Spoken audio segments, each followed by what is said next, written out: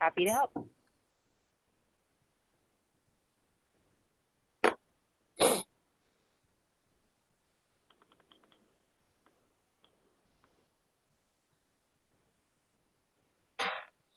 So seeing it's 9:30, do we have everyone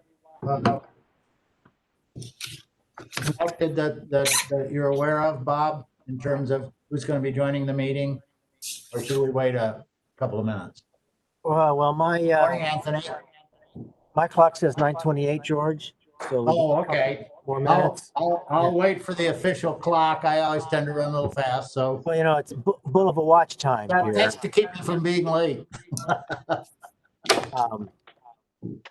We have one Turk member, Nicole, or one of our at-large members is not here yet, but we do have a quorum. So if we want to start at 9:30, we just had someone else join.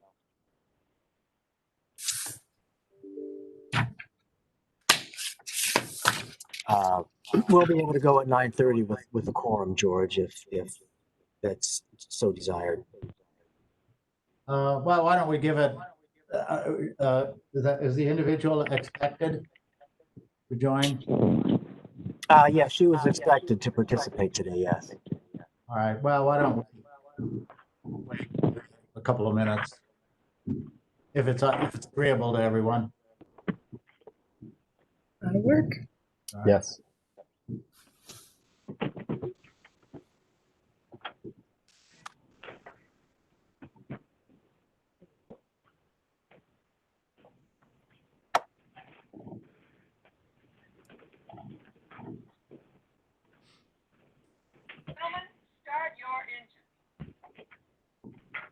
Morning, Dr. Lafayette. How are you?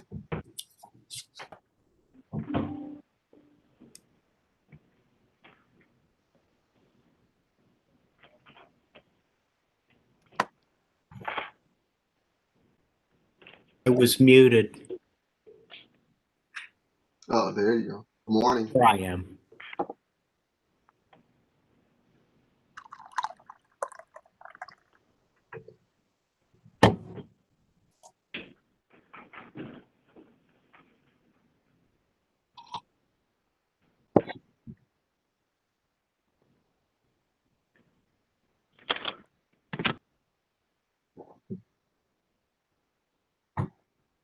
All right, well, why don't we go ahead and get started, and the individual that's going to join us later can join. We'll note that in the minutes. So I'm George Kites, a Delaware County Auditor, and I want to call the Columbus Tax Incentive Review Council meeting to order. Today's date is Friday, August the 21st, 2020. This will be for report year 2019. The time is 9:31. And so I'd like to welcome everyone here to this first of our virtual Turk meetings. I think this is a first for all of us in terms of the Turk meetings. So welcome and thank you for joining us. The next order, one procedural matter, I think since we're doing this virtually, when I call for a motion, what I'd like to do, unless there's an objection, is that I will ask for any objections to the motion. And if there are none, then we will treat the motion as being approved. Is that agreeable to everyone? Okay, that way, because it's hard to tell. So otherwise, all right.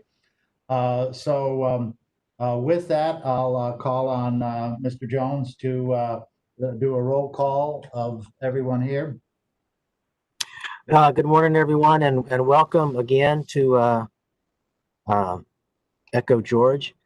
George asked me to go through for the Turk membership and do a roll call, just to call out everyone's name and then have everyone say we're here so we can get that down on record. So I'm just going to go down and George, I'm going to start with you. George.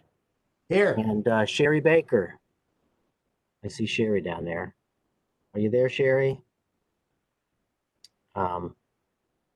Jason Jenkins.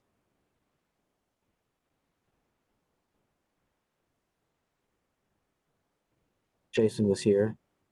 Jason, are you there? I appreciate y'all. Thank you. Have a good weekend. You too. That's great. Andy Dyer, you there? Here. Molly Petiti. There you are. And Bill Lafayette. Here. Nicole Makeda. She is the one who is not here. Chris Bell Here. and Emily Hatfield. Here. Okay, that comprises the membership of the Columbus Tax Incentive Review Council for Delaware County agreements. So everyone's here except for Nicole. All right, we do have a quorum. And just to explain, the reason for the roll call is that if people join in by phone, then that way we know, who's there, because a lot of times the phone call-ins aren't identified. Right. So with that, the next order of business is a review of the materials, the Turk materials that were provided to everyone on the council by Mr. Jones. So Bob, if you want to review those materials for everyone. Sure. Just one footnote to follow up on George. Karen is working in the background. So when we do get a call-in user, she will work to identify who that call-in is. So we know what participant, and we'll probably then change the name online on the screen for everybody. So Turk materials, I sent out an email with several PDFs. This is information that would normally be in a packet. And so it was sent out in PDF, so you could either look on it on screen and or you could print them out, and they were all formatted to print out onto like letter size paper if you wanted. So those materials included the agenda for the Delaware County session, the minutes from the 2019 Turk, and that was provided as a pre-read material. There was the Columbus Tax Incentive summary, a copy of the City Council Turk resolution from 2019, the recommendations from the 2019 Turk and city follow-up, the TIF report, the project status report that's broken down by school district, the consent agenda, and the review agendas. And so those were all the materials that were provided, and we'll be referencing all of those this morning as we go through the meeting. And back to you, George. All right, thank you very much, Bob. The next order of business will be the approval of the 2019 minutes that were in your packet. Are there any additions or corrections to the minutes that were provided? Hearing no additions or corrections, all those, let's see, is there anyone that is opposed to the motion of approving the minutes? Hearing none, then we will treat the minutes as having been approved. The next order of business will be the review of the portfolio performance. That'll be done by Mr. Lundeen. Mark, do you want to take over? Hey, Mark, before we go, I just got a note from Karen that we need to identify call-in user 8, who's on the line by phone. Call-in user 8, could you please identify yourself?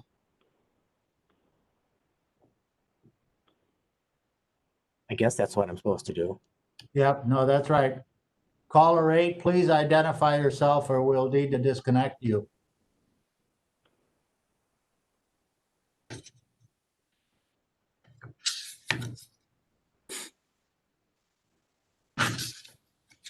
Can you hear us? Call-in user 8?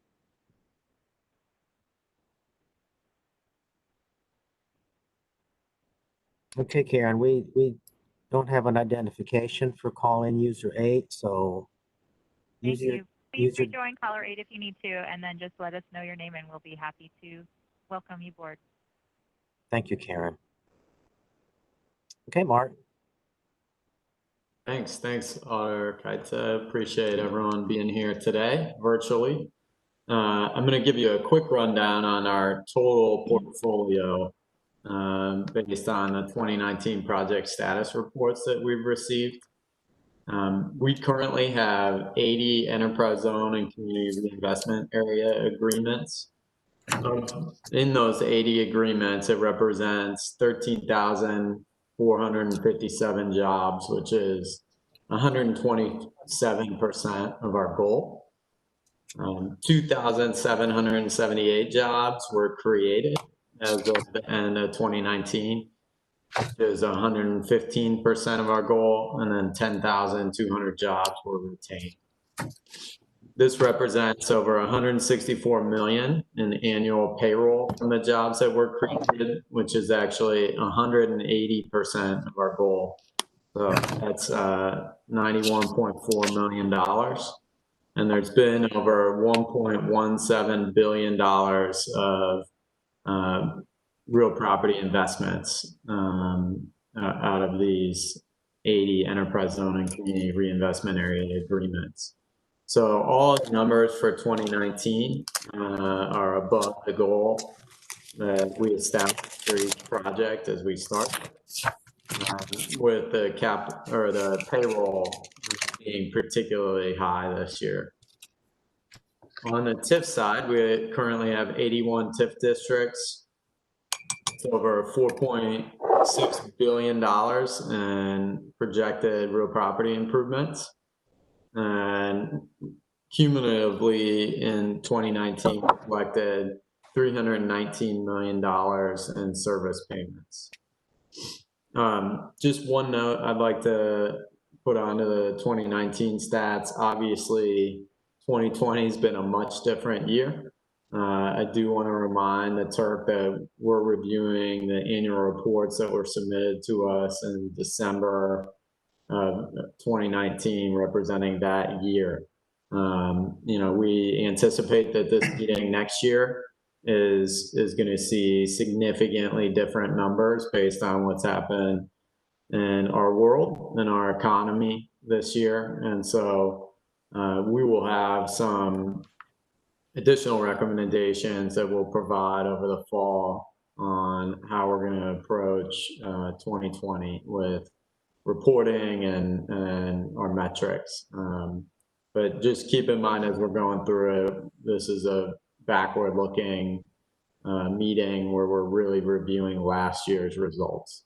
I guess I could take questions right now, or we can save them until the end.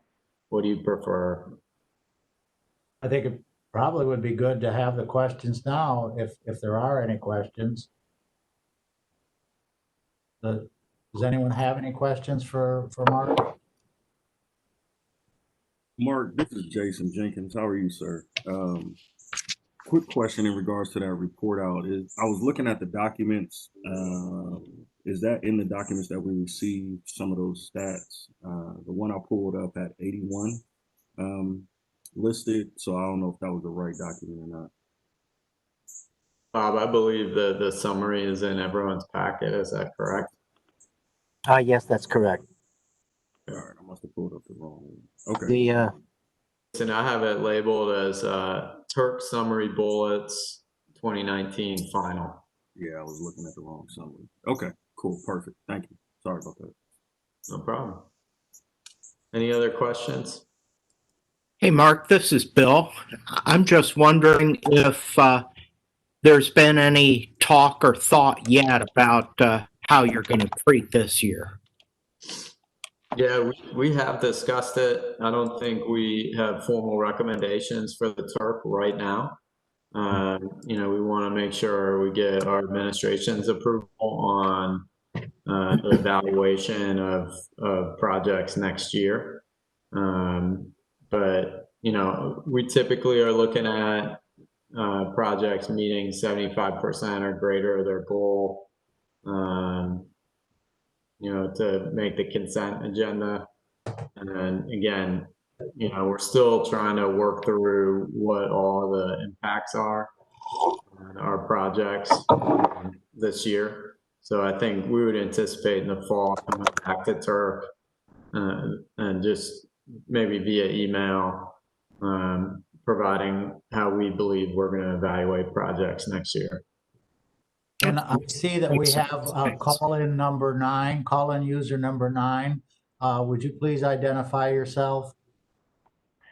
Mike Berlingo, Treasurer, Gahanna Jefferson Schools.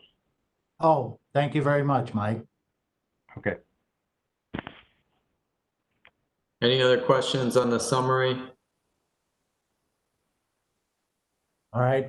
Seeing none, I actually have to go back to item number 3.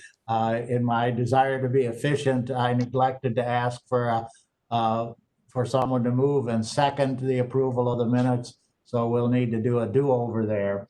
So is there a motion to approve the 2019 minutes? I'll So move. moved. Oh, Moved by Dr. Lafayette. Is there a second? I'll second Emily Hatfield. Thank you, Emily. Moved and seconded. Now, if are there any objections to the minutes as submitted? Seeing that there are no objections, then we'll view the minutes as having been approved as submitted. All right, thank you. Next order of business then. Yeah, I guess so. We have our summary. So Bob, are we at a point now where we make a recommendation to Columbus City Council? No, this point was to review the recommendations from last year. The recommendations that the Turk made to the city council, Okay. and what city council decided to do, and then what the city did for follow-up. So do you want to give us a quick update on those actions? Yeah, the nice thing about the Delaware County is there's really only going to be one thing to talk about.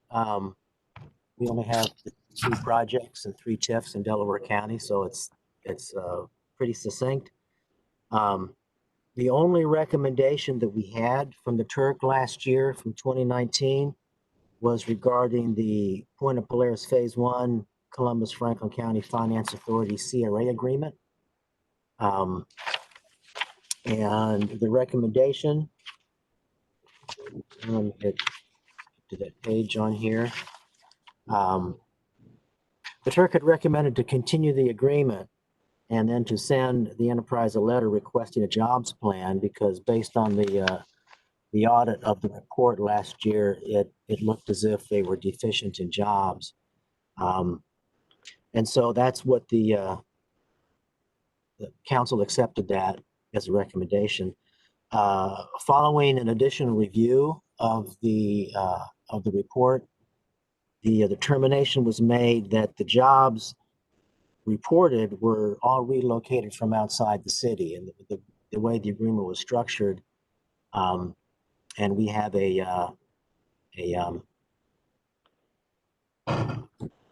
within the agreement, there's a revenue sharing commitment with Olentangy Local School District, and so those jobs came from were relocated from outside the city of Columbus, and so per the agreement and the Ohio Revised Code, those need to be counted all as new jobs for the city of Columbus.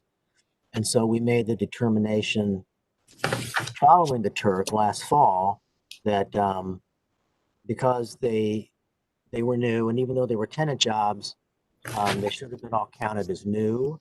And so that the agreement probably should have been considered to be in compliance based on the job numbers at hand. We'll talk about that agreement here later on. So there's a little more to do with them, but so the bottom line is we did not send them a letter regarding a job creation because they were in good shape last year. All right, Bob, thank you very much for that report. All right, are there any questions for Bob? No. All right. Seeing none, then we can go to item number 6, and that will be a report on the tax increment financing districts. There are 3 TIF districts in Delaware County. So is there any Bob, is someone going to report on that or? Yeah, Michelle Larson, with City of Columbus will, give us the scoop on the 3 TIFs up there in Delaware County. Good morning. Morning, Michelle. There are 3 TIF districts in the Olentangy Local School District and the Delaware Area Career Center. The first one is the original Polaris TIF, which was created in 1996. It's a 30-year TIF. The projected private investment for the Polaris TIF was $900 million. To date, as of the end of 2019, the TIF has achieved $452,748,625 in private investment, which represents about 50% of what was projected when the TIF was created. Michelle, let me just interject. We're on page 5 of the Columbus Tax Incentive Financing. Thank you, George. Cumulative service payments deposited in the Polaris TIF fund as of the end of last year was $46,922,242.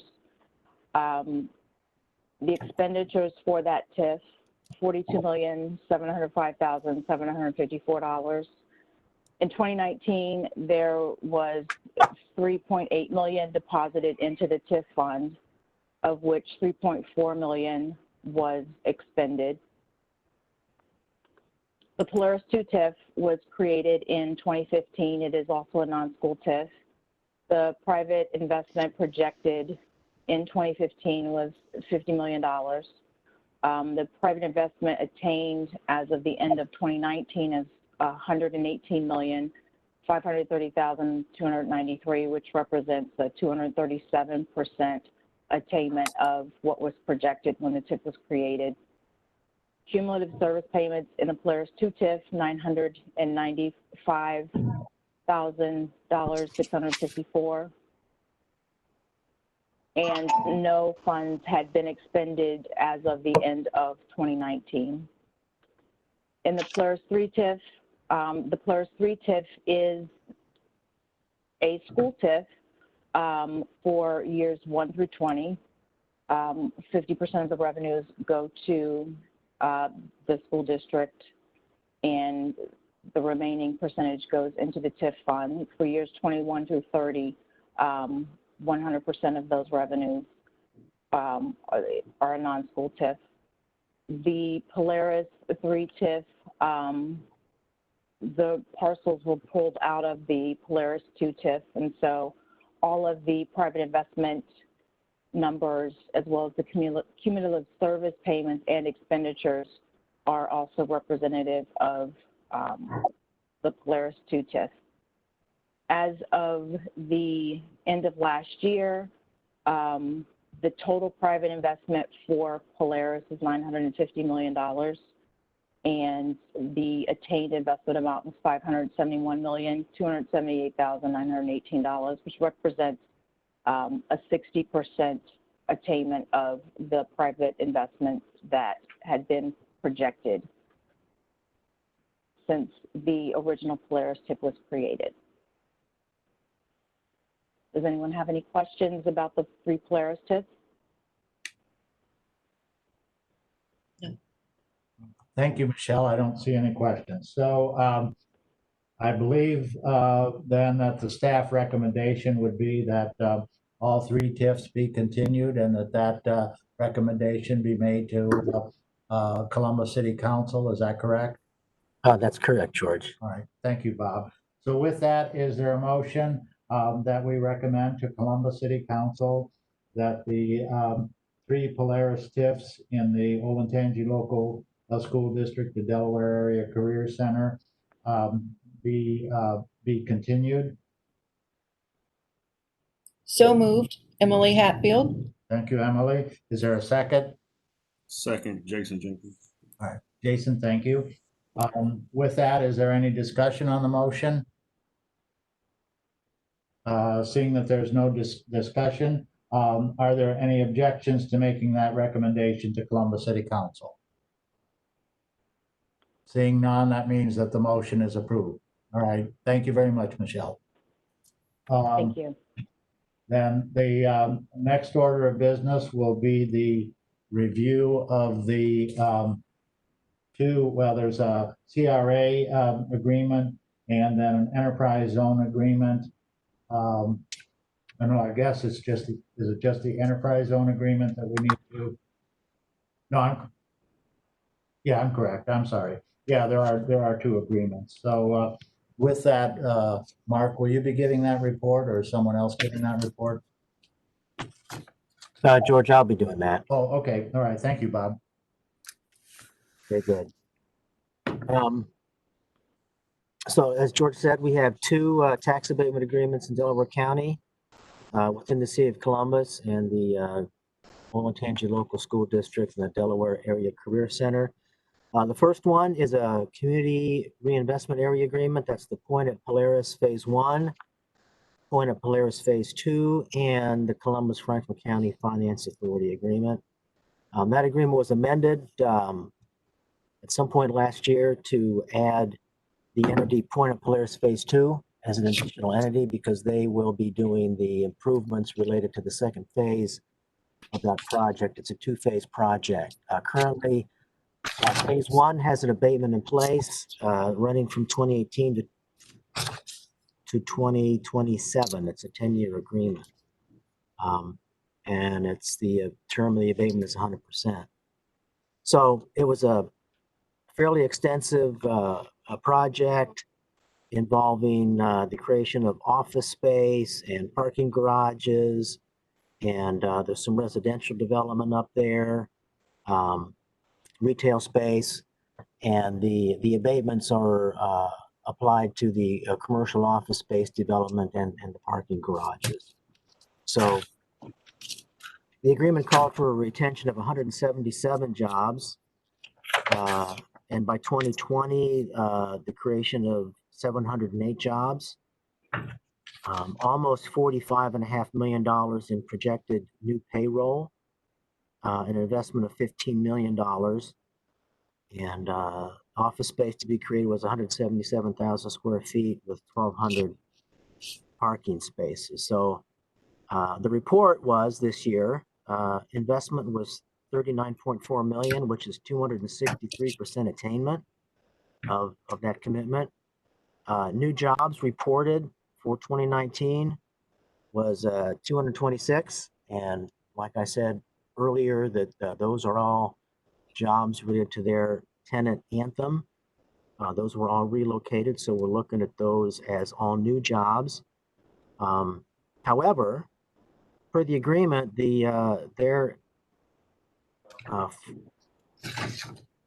by 2019, they were supposed to have 564 new jobs. So they're still within their job creation window. That was year 4 of a 5-year rollout. And then the payroll was $19.6 million. Their commitment after 4 years was 36.2, and so they're at 54% attainment there. And I've got them down as no retained jobs. So they're a little bit low in their jobs in terms of where they thought they might be for 2019. So the recommendation is to continue, send the enterprise a letter requesting a jobs plan for retaining the 708 jobs to be created by 2020. All right. Are there any questions for Bob? Seeing that there are no questions, is there a motion that we recommend to Columbus City Council that the CRA agreement be continued with the additional requirement that the entity provide a jobs report of how to, a plan rather of how to achieve the 708 jobs as specified in the agreement? Is there a motion to that effect? So moved. Emily Hatfield. Moved by Ms. Hatfield. Is there a second? Second, Molly Petit. All right, seconded by Ms. Petiti. Any discussion on the motion? Seeing none, any objections to the motion as stated? Seeing none, we will record the motion as having been approved. All right, thank you. Thank you, George. Then Bob will move on to the Polaris Medical Office development. That's an enterprise zone agreement. Okay, the second and final agreement to review is, just as George said, Polaris Medical Office Development, LLC.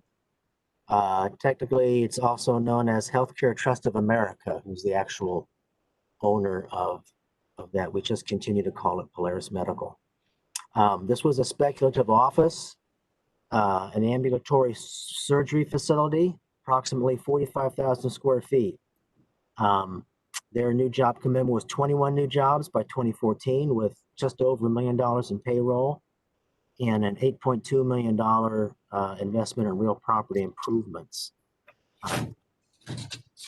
Their private investment reported was 7.2, which was an 87% attainment. And they've always been a little short on this number. And I think they just thought that they were going to spend more money than they had to get the building up. So they are well within that 75% threshold. There were 45 new jobs reported, which is a 214% attainment. New job payroll was 2.6 million, which is a 262% attainment, with 22 retained jobs. And I just also like to point out, and I forgot to do this too, just like Michelle, but we are on page 4 of the big project status report, which is divided up by school district. And this agreement was number 77 on the page. So it's on page 4, number 77, under Olentangy Local School District. In case you wanted to see some of the actual numbers that were reported, those are all there. It's a multi-tenant project, and they had 5 tenants: Gemini Surgery Center, the Hand Center Surgical Center, Hand and Microsurgery Associates, Hanger Prosthetics, and Integrated Pain Solutions. Actually, I think this was the first year that all 5 tenants provided job and payroll reports, so we had a full picture. Now, the reason why there are retained jobs reported, even though there was no retained jobs committed, is that when a tenant relocates to a location, they bring jobs with them. And so the way we measure that is, if a tenant moves in on July 1st with 20 people, those 20, there's a head count of 20 that's considered a baseline retention component for that particular tenant. And then if they hire people after July 1st, those can be considered to be new. That keeps the job stable and shows us that a company is either growing or they're not. And so those 22 jobs that I have listed as retained were a combination of employees across those 5 tenants that were hired before each of those tenants located to that facility. So even though they've got those retained, all of those tenants are doing really well because there's 45 new jobs and they only had a commitment of 21. And I would like to point out that the city revenue shared on both of these projects, both the CRA and the enterprise zone, we revenue shared with the Olentangy Local School District in the amount of just over $33,000 for 2019. So the city recommendation for Polaris Medical is to continue. All right, are there any questions for Bob? All right, seeing none, is there a motion that we recommend to Columbus City Council that the enterprise zone agreement for Polaris Medical Office Development LLC be continued? Is there a motion? I'll motion Andrew Dyer. Thank you, Andrew. Moved by Mr. Dyer. Is there a second? Second, Bill Lafayette. Second by Dr. Lafayette. Thank you. Bill, any discussion on the motion? Seeing none, are there any objections to the motion as stated? Seeing none, we will record the motion as having been approved and make that recommendation to Columbus City Council. I don't believe we have any other business to come before the council. Is that correct, Bob? That's correct, unless there's any other questions. All right. Is there a motion that we adjourn?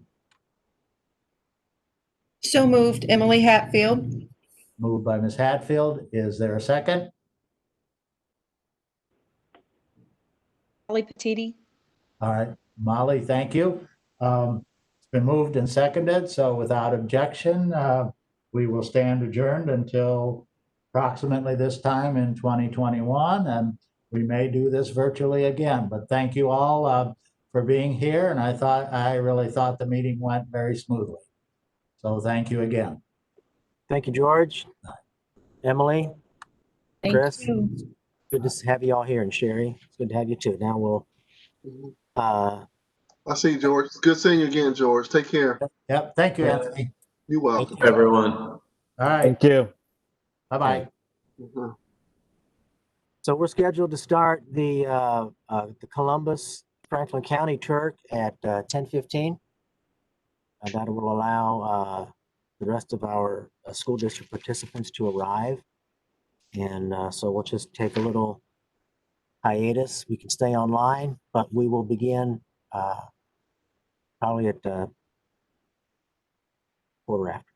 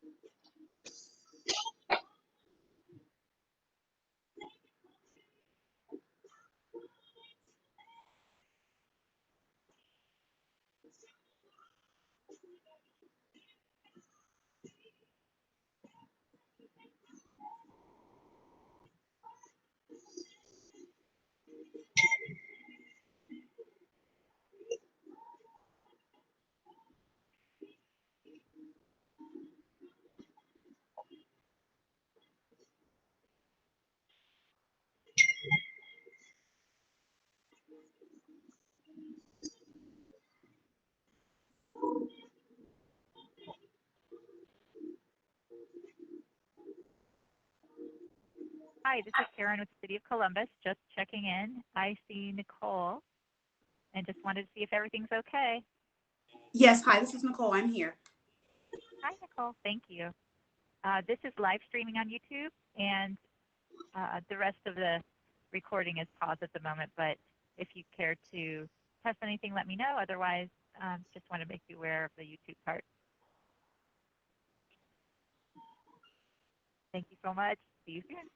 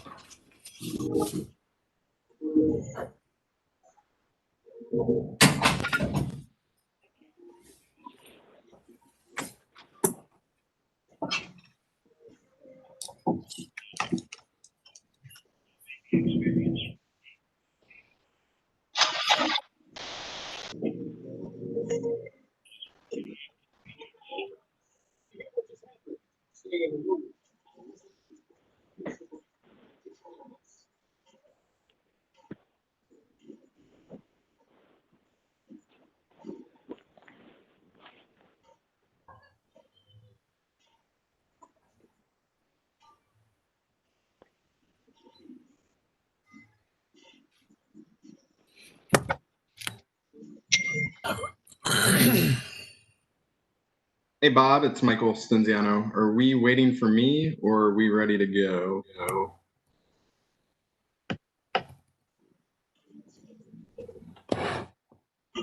We're starting at 10:15 for this next session. Thank you, Tanya. No problem. Bob Jones will join in just a moment. Mike Stevens.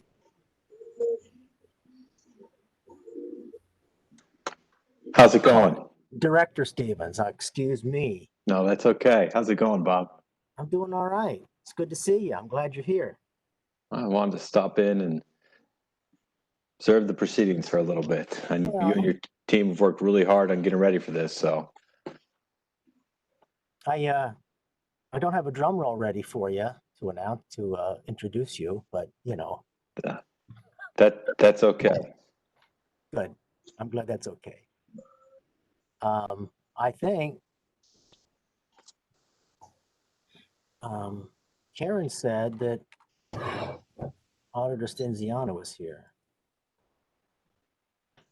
Yes. So I need to find him. I am here. So I can pin you to where I want to pin you, Mr. Auditor Stenziano. There we go. There you are. I want to get you up on top of my screen so I know where you are all the time. It's easy to track that way. I don't think we've ever met. I'm Bob Jones. I'm Enterprise Zone Manager for the City of Columbus, and I've been working with Kelly and Gina, and before them, several years with Shelley May. So we've done this radio lots of times together. So I'm glad you're here. This is your first year with us, and we'll walk through it. I look forward to it, Bob. Michael Stenziano, Frank County Auditor, and I too work with Kelly and Gina. So appreciate everyone's collaboration to get us through today's TURC meeting. Well, you know, my outlook on this is it's not an us versus them thing. It's a report that we're giving, and just letting y'all know what's going on. And if there's any questions about what's going on, you know, ask us. We'll do our best to answer as best we can. So we're all together. Very good. So we got. I think we're on cue to start at about 10:15.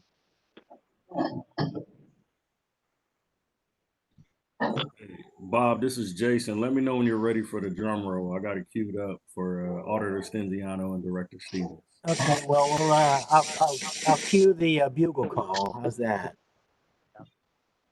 When you're ready, hit your button.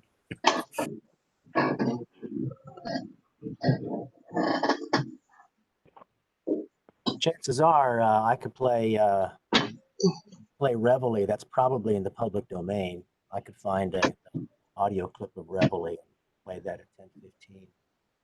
And then we'll play taps when the meeting's done. How's that? Good morning, everyone. This is Karen with the City of Columbus. Thank you for joining today. Just a little bit of technical information. We are live streaming currently on YouTube, and we will be recording shortly. Thank you so much for joining today.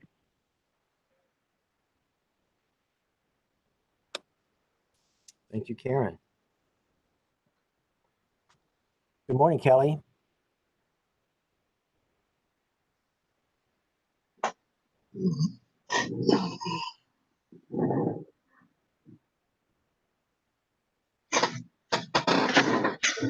Kelly, you're not shown as being muted, but Here we are. okay, good. How are you? Good. How are you doing? I'm not doing too bad. I was having trouble getting my webcam on the computer hooked into this WebEx. I had problems with that the other day, so we're having to let it twice. Well, we got you now. Sounds like somebody's making cappuccino. Good idea.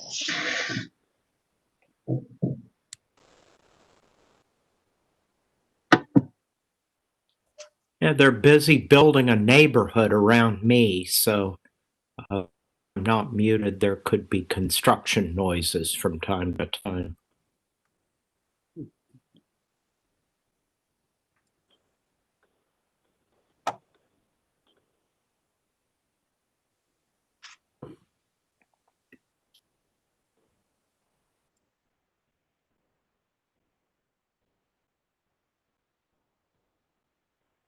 one more reminder, we appreciate everyone's help too. Please mute your lines this morning when you're not talking. It's very helpful for minimizing feedback. Thank you so much.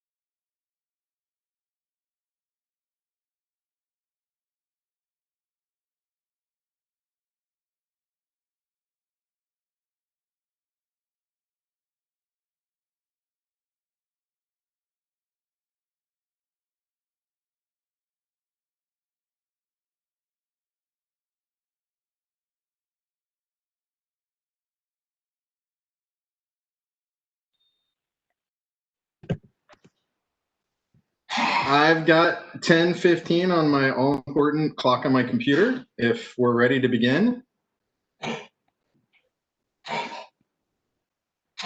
Not sure who gives the thumbs up, if that's you, Bob, or not, but if we're ready to go, I'm ready to go. Director Stevens gave the thumbs up, so that means we're going. You've got the wheel, Chairman Stinziano. All right. Well, good morning and welcome to the 2020 City of Columbus Tax Incentive Review Council meeting. Today is August 21st, 2020. I'm Michael Stinziano, the Franklin County Auditor, and have the privilege of serving as the statutory chairperson for the CHIRC. We are conducting the City of Columbus CHIRC meeting by video conference using WebEx in accordance with the Open Meetings Act and the emergency provisions provided in House Bill 197. With that said, we do desire to have a record of who is in attendance for this meeting. So please remember to unmute your microphone when appropriate. At this time, I'm going to run through the attendance sheet that was provided, and if each CHIRC member or designee could please state their name and the agency or municipality or entity they are representing, that would be helpful. I will start. Michael Stinziano, Franklin County Auditor, CHIRC Chairperson, Franklin County. Office of the Mayor designees. Jason Jenkins, Office of the Mayor, Director of External Affairs. Columbus City Council designees. Andrew Dyer, City Council designee from Legislative Research Office. Molly, you're the next one I have on my list. Molly Petiti, I'm the designee for the Columbus City Auditor's Office. Thank you. Member of the public appointees. That would be me, I guess. Bill Lafayette. You're one of two, if Nicole's available. Yes, Nicole Makeda, and I'm also an attorney at Nationwide, and so I'm saying that to say that I'll be abstaining from any votes that involve that organization. You will have the opportunity to abstain when it's appropriate. Columbus City School District designee. Eric Roush, Columbus City Schools. CTEC of Licking County Treasurer. Ben Strebe, CTEC. Delaware Area Career Center Treasurer. The Delaware County and Olentangy Local School District were the Delaware County CHIRC that preceded this one. So okay, not here. We'll not wait for Mr. Bell. Dublin City School District Treasurer, CFO. Brian Kern, Treasurer CFO here at Dublin Schools. Thank you. Eastland Fairfield Career and Technical Schools.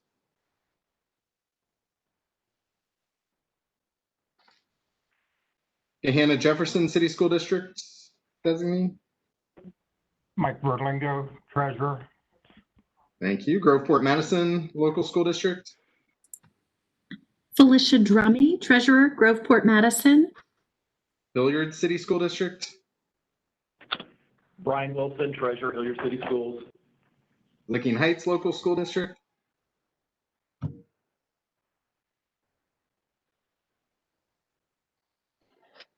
New Albany Plain Local School District,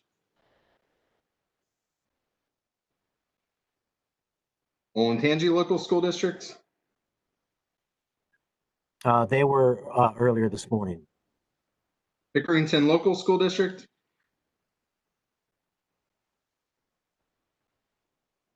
Reynoldsburg City School District, Southwestern City School District, Hugh Garside, Southwestern City Schools. Tolles Career and Technical Center, Tammy Woods, Treasurer, Tolles. and Worthington City School District. Brian Cottrell, Accountant, Worthington City Schools. Thank you all. Now I would ask for City of Columbus representatives that are in attendance to please state your name and identify yourselves for the record. I'll start with me. I'm Bob Jones, Enterprise Zone Manager, City of Columbus. This is Mark Lundeen. I'm the Economic Development Administrator for the City of Columbus.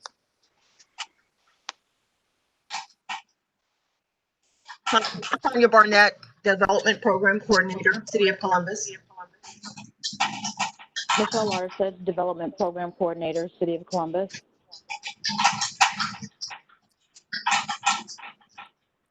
Anthony Slappy.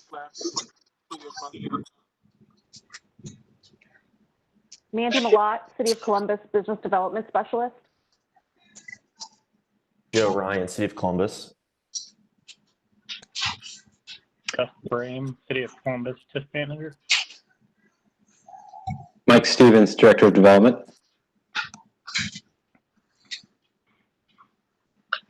Andy City of Columbus behind the scenes. Susan DeLay, City of Columbus Development Program Manager.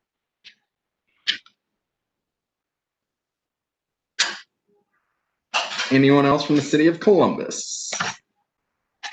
Well, thank you all for joining. I'll now ask the staff from the Franklin County Auditor's Office to please introduce themselves. Kelly Washington, Turk Administrator.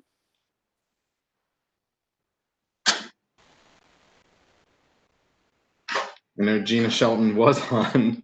May have lost her. Sorry, I couldn't get unmuted. This is Gina Shelton, Open Government and Legal Services for the Auditor's Office. Thank you, Gina and Kelly. Are there any other stakeholders, people from the public or media that wish to announce themselves in attendance for today's meeting and record?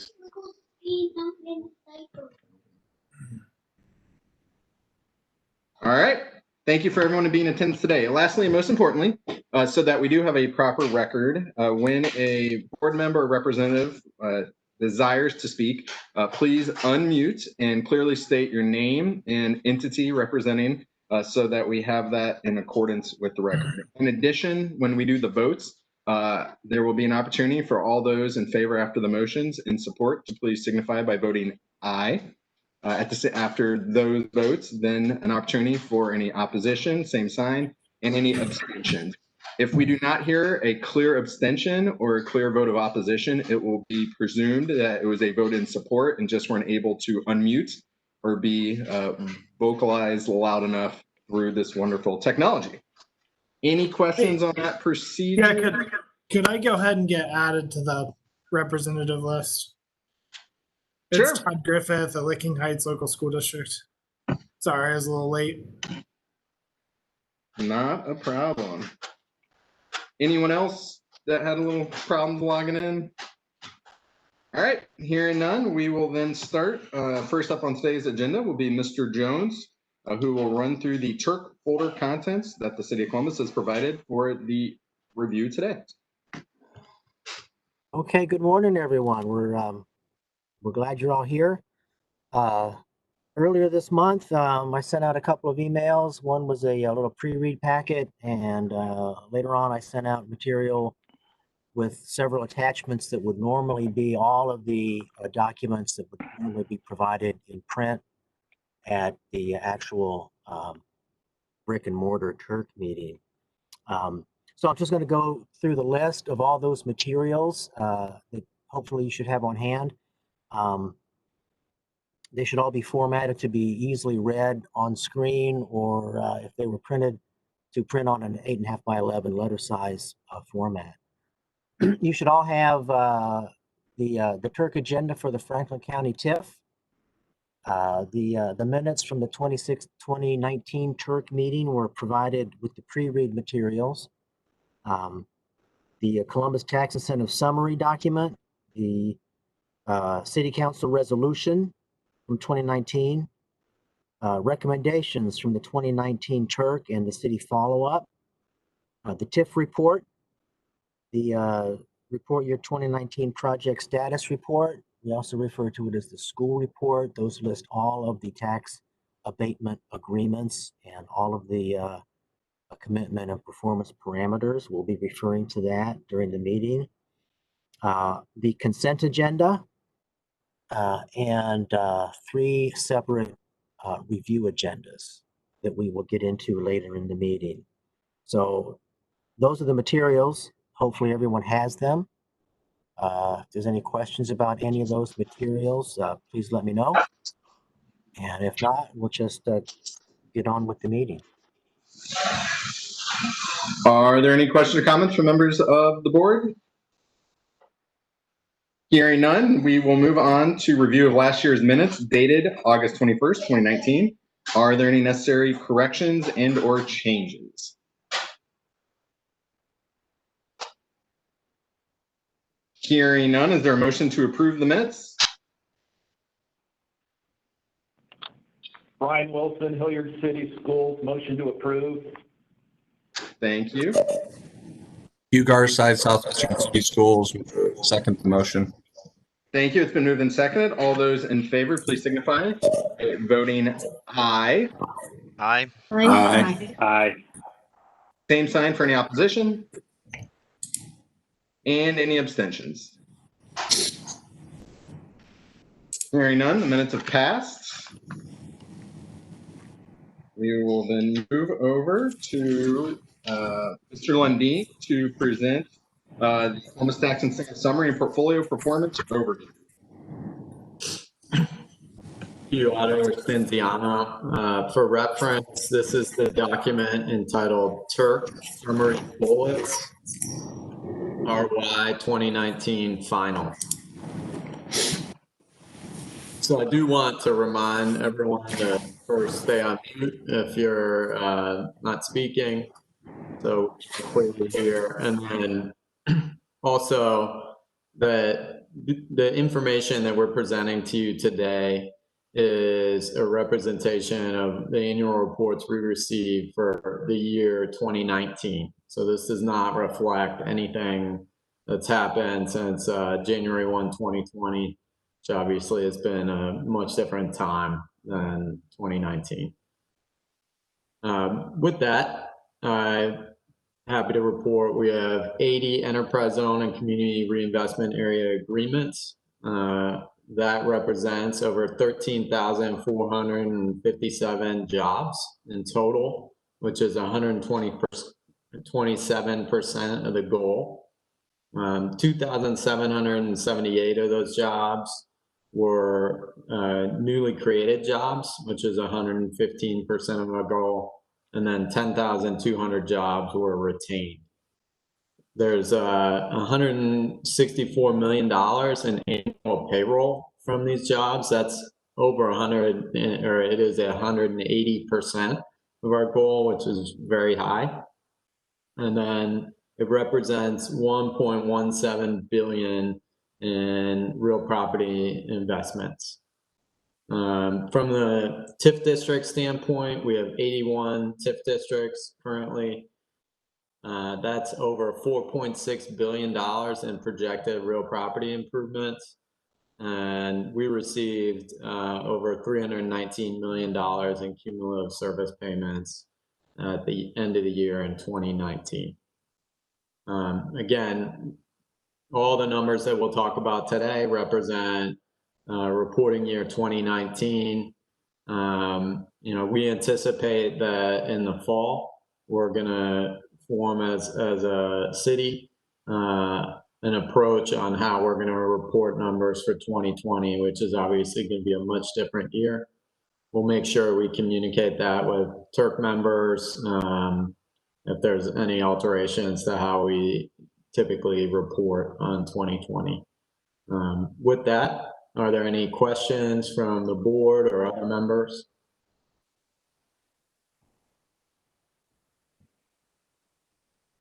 Hearing none, I turn it back to you, Auditor Cynthia. Thank you, Mr. Lundin. Next, we will have Mr. Jones, Wellness Enterprise Zone Manager, to present the staff report on last year's CHIRC recommendations and the city follow outcomes. Okay, thank you. The document we're going to be reviewing is the 2019 recommendations and city follow-up, final it says. We always take this time to review the TURC recommendations from the previous year's TURC, which was 2019, which was actually held on August 21st, 2019, 1 year ago today. We report out on what the recommendations were and what we did with those recommendations here at the city. So first up, there's a list of 7 projects that were recommended for staff follow-up, to send them letters stressing the importance of timely and accurate reporting. These were agreements that had reported late, and so they missed either the city deadline or the later state reporting deadline. So they missed that commitment, but when they did report, all their numbers were good. And so numbered 1 through, actually there was 6 of them. I've got 1 through 6. So there was a Pertec LLC, UW High Street LLC, JBG Enterprises LLC, Warsaw Holding Companies, Zimmerman Companies, and Airside One.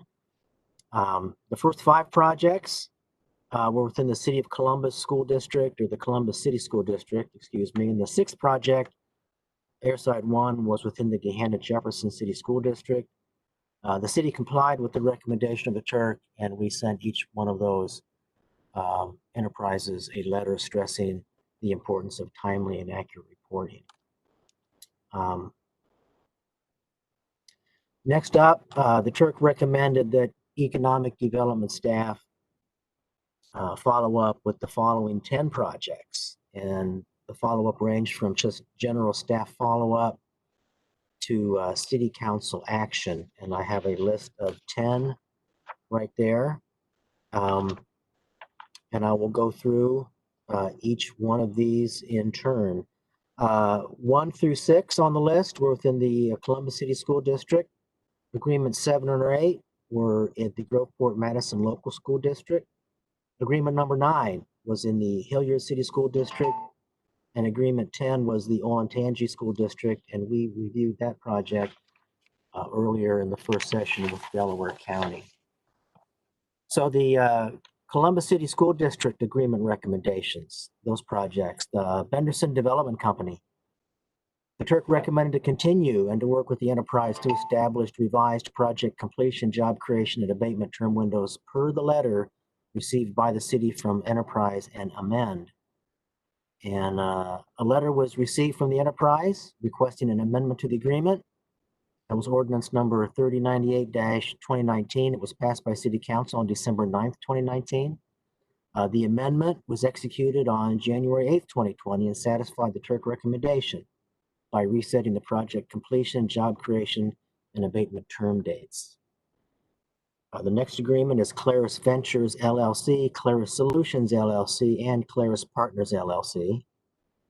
The TURC recommended to continue and to send enterprise a letter via certified mail requesting a revised jobs and payroll report, correctly reflecting job numbers within 60 days of receipt of the letter, that city staff evaluate the revised report under current department program parameters, and adjust commitments if determined to be needed by amending the agreement. And if no response within that 60-day window, to dissolve the agreement. Just to note that just about every year, the new job numbers are reported low, but the mid-year numbers that we always get by follow-up always show high numbers. Part of that is because this is an accounting firm and they tend to have more people on staff during the year than at the end of the year, just as a side note. Following the Turk, contact was made with the enterprise, and several phone calls went back and forth. A lot of emails went back and forth. The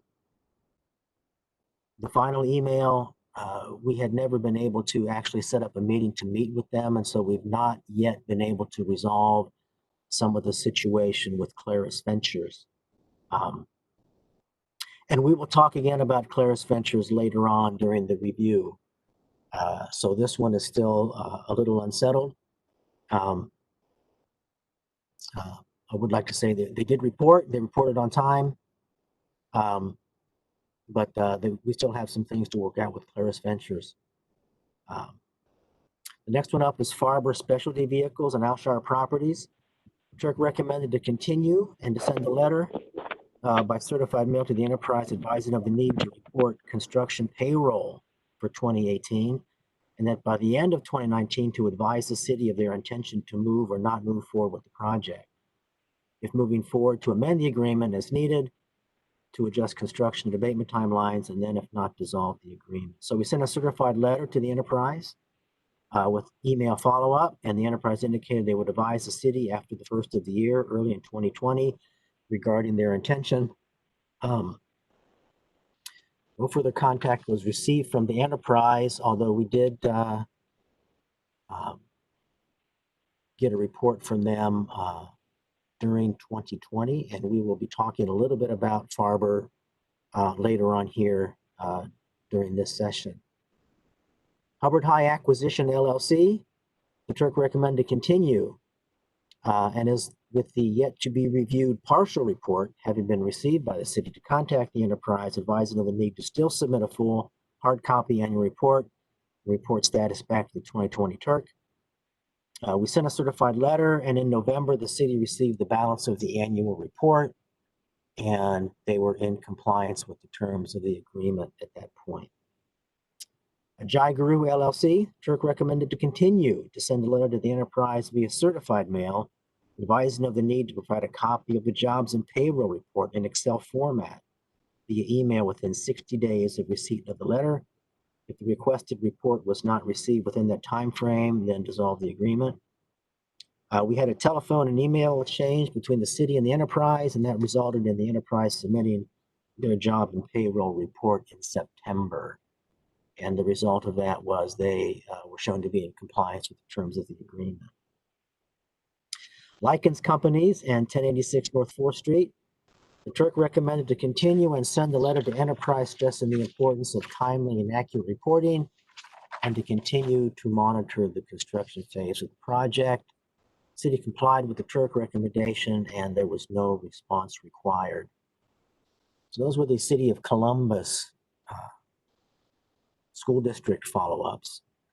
For Groveport Madison Local School District, there was 2 agreements that had recommendations. They both involved Cloverleaf Cold Storage Company. For both of those, no reports were received. So basically, the recommendations for both of those agreements were that the Turk recommended to continue, to send a letter to the enterprise via certified mail advising of the need to submit a complete annual report within 60 days of receipt of the letter.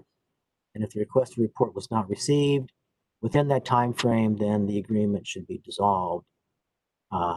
In October, a full report was received from Americold Logistics, which is the new parent company of Cloverleaf, along with the electronic job and payroll report that was requested. And upon review, both agreements were in full compliance. The next agreement was within the Hilliard City School District, and that was Behringer Ingelheim Roxanne, which we just often call Roxanne. This was their Roxanne number 4, is the sort of what we call it. The Turk recommended to continue and schedule a meeting with the enterprise to further redevelop the relationships that have changed due to the ownership transfer of the enterprise, to amend the agreement for assignment assumption to correctly reflect the new ownership and to assess and adjust, if need be, the job commitments per the agreement.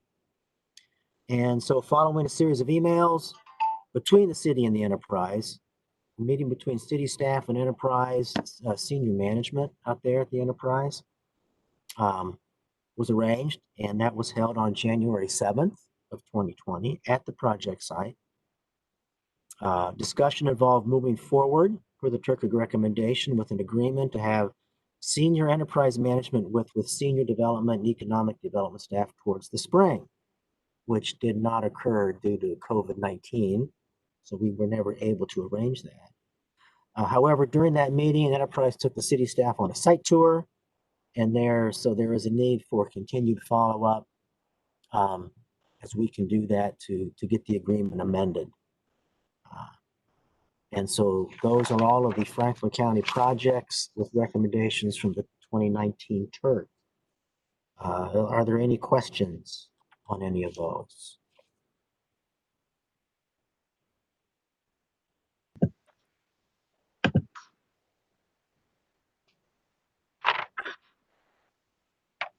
Hearing no more questions, are you turning it back to me, Mr. Jones? Yes, sir. It's back to you. Thank you very much. No, just want to make sure there wasn't anything further.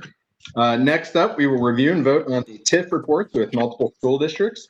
Since we are meeting virtually, again, the challenge of voices can be difficult to discern. So when I do call the vote, I'll be identifying the appropriate school districts that should participate in those votes. At that appropriate time, please unmute and vote aye or nay if there is opposition. I do appreciate everyone's cooperation. Who will be presenting the report this morning? Michelle Larson will be doing that. There you go, Michelle. Okay. We will begin with the Old Dublin Road TIF, which includes the Columbus City School District, Hilliard School District, Southwestern School District, and Tolles Career and Technical Center. Floor is yours. Thank you. We'll start on page 4, number 63 of that page. The Old Dublin Road TIF is a 40B TIF. It was created in 2015. It is a 30-year non-school TIF.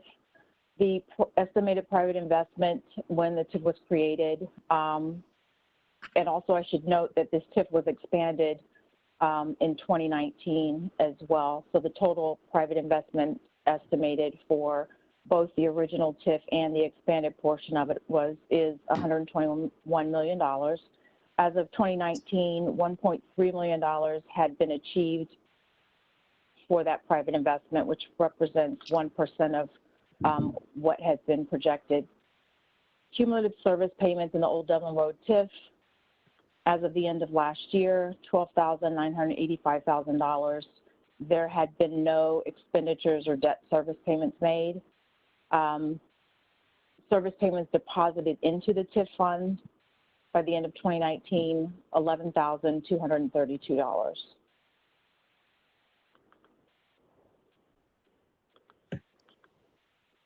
Thank you for the report. Sorry. Is it more information on the Old Dublin Road TIF? I would like to point out, as I mentioned, the TIF was expanded to include a preferred living project at the southwest corner of Dublin and Treview. The purpose of that was to pay for a public sanitary sewer mainline extension. And I have nothing else to add for that TIF. Okay, thank you very much. Are there any questions or comments from members of the board or voting on this TIF? Hearing none and having no further review, all those in favor, please signify by voting aye. Aye. Aye. Aye. Aye. Aye. Same sign for any opposition. And any abstentions. Hearing none, the report is approved. Next, we'll move to Tuttle Crossing Mall TIF. And included in that is Columbus City School District, Dublin City School District, and Tolles Career and Technical Center. The Tuttle Crossing Mall TIF is number 64 on page 4. This TIF was created in 1996. It is a 30-year non-school TIF. The estimated private investment for the Tuttle Crossing TIF was $76 million.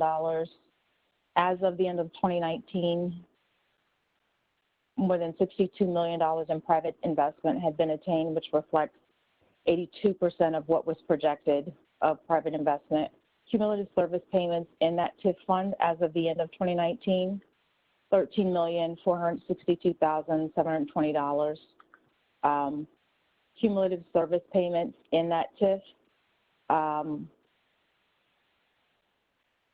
$13,462,720.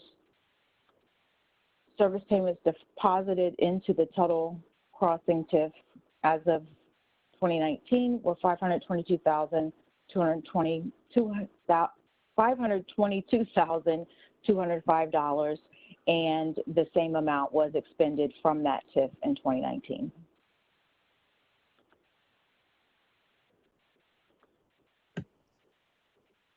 Anything further? Nothing further. Are there any questions or comments from members of the board or voting members on this TIF? Chairman Stinziano, I did have one quick question. This is Bob Please. Jones. In past years, now we don't have to do this if you choose not to do it, but when we go through these school district grouped TIFs,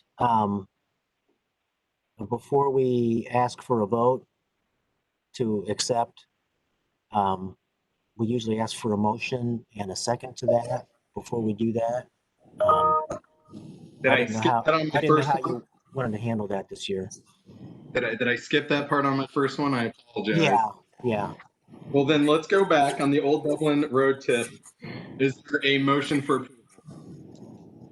Tammy Woods, I'll move. Eric Roush, Columbus City Schools, second. Thank you. Again, this is a vote on the Old Dublin Road TIF with Columbus City School District, Hilliard City School District, Southwestern City School District, Tolles, and Career. There's been a motion and a second. All those in favor, please signify by voting aye. Aye. Aye. Aye. Keep sign opposed. And any abstentions. I apologize for that oversight. That has been motion seconded and approved. Now we are still at the Tuttle Crossing multi voting Columbus City School District, Dublin City School District, and Tolles Career and Technical Center. Is there a motion for approval of the report? Brian Kern, Dublin City Schools. It's been moved. Is there a second? Second, Molly Petiti, City Auditor's Office. Thank you. It's been moved and seconded. All those board members in favor, please signify by voting aye. Aye. Aye. Aye. Same sign for any opposition. And any abstentions. Hearing none, the report is accepted. We'll next move to the Easton TIF, New Easton TIF, East Broad Street Lucent TIF, and East Broad Street Lucent Commercial Improvement TIF. These will be 4 TIFs with 1 vote included for this vote: Columbus City School District, Gahanna Jefferson City School District, Eastland Fairfield Career and Technical Schools. Floor is yours. I will go through items 65 through 68 for these TIFs. The first is number 65, the Easton TIF, which was created in 1996. The estimated private investment over 30 years that was projected when the TIF was created was $972 million. As of the end of last year, $911,998,761 had been attained for private investments in the original Easton TIF, which represents 94% of what was projected.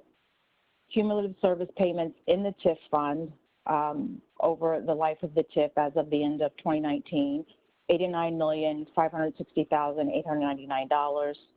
Cumulative expenditures and debt service payments out of this TIF, $84,726,564. In 2019, service payments deposited into the TIF fund, $7,660,790, and expenditures out of the Easton TIF, $5,454,582. The next item, number 66, is the new Easton TIF. This TIF was created in 2014. It is also a non-school TIF. The Easton TIF parcels were pulled out of the Easton 2 TIFs were pulled out of the original Easton TIF. And so all of the private investment numbers, cumulative service payments, and expenditures are reflected in the original Easton TIF.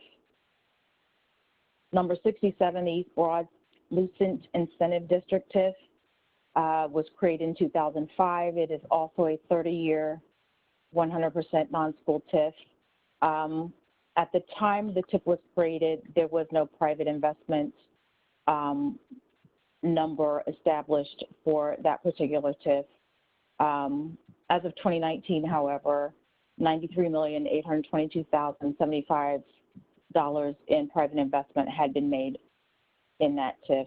Cumulative service payments deposited into the TIF fund, $5,498,364. Expenditures cumulative as of 2019, $4,710,259.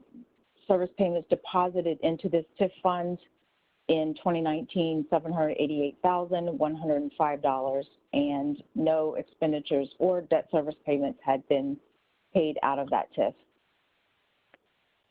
Number 68, East Broad Lucent Commercial Improvement District TIF, created also in 2005. It is a non-school TIF. Again, no estimated private investment at the time the TIF was created. As of 2019, $30,193,849 in private investment had been attained. Cumulative service payments into the TIF fund as of the end of 2019, $2,529,913, and debt service payments over the term of the TIF, $2,030,325 had been paid out of that TIF. And then in 2019, total service payments deposited into the TIF fund, $253,628, and no expenditures into that TIF fund.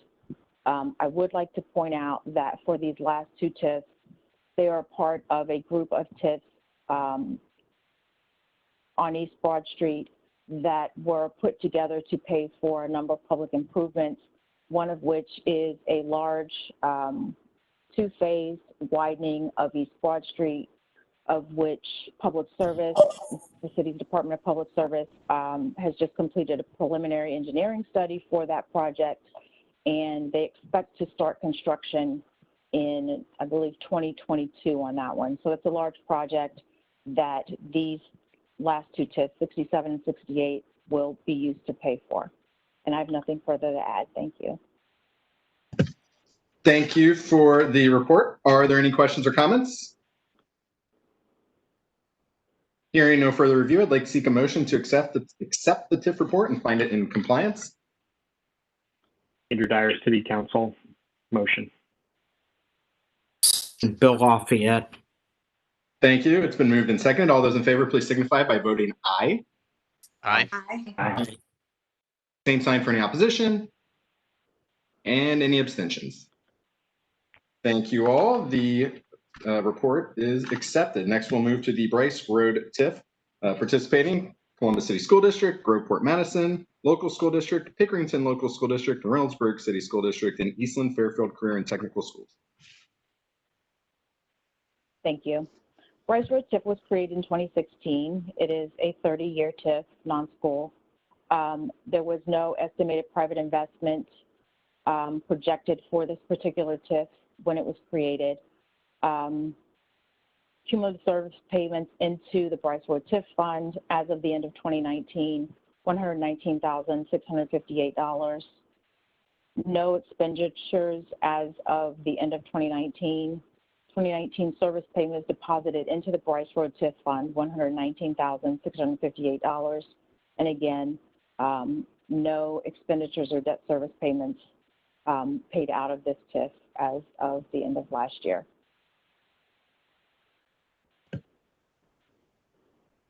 Are there any questions or comments?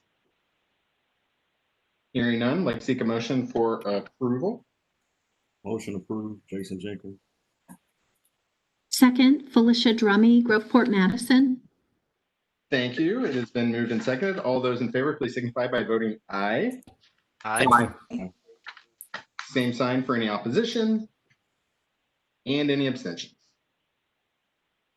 Thank you all. The TIF report is accepted. Next, we'll move to the Northeast Preserve TIF. Included in this is Columbus City School District, New Albany Plain Local School District, and Eastland Fairfield Career and Technical Center. Thank you. Item 70 to the Northeast Preserve Incentive District as a 40C TIF that was created in 2005 as part of a group of TIFs in the Northeast area of Columbus. It is a 30-year non-school TIF. There was no private investment amount established with this TIF when it was created. However, as of the end of 2019, $216,323,236 in private investment had been attained in the Northeast Preserve. Cumulative service payments deposited into the Preserve TIF Fund as of the end of 2019, $9,649,049. Cumulative expenditures and debt service payments that have been made as of the end of 2019, $7,383,300. In 2019, service payments deposited into this TIF fund, $1,817,115, and expenditures paid out of this TIF fund, $1,333,881.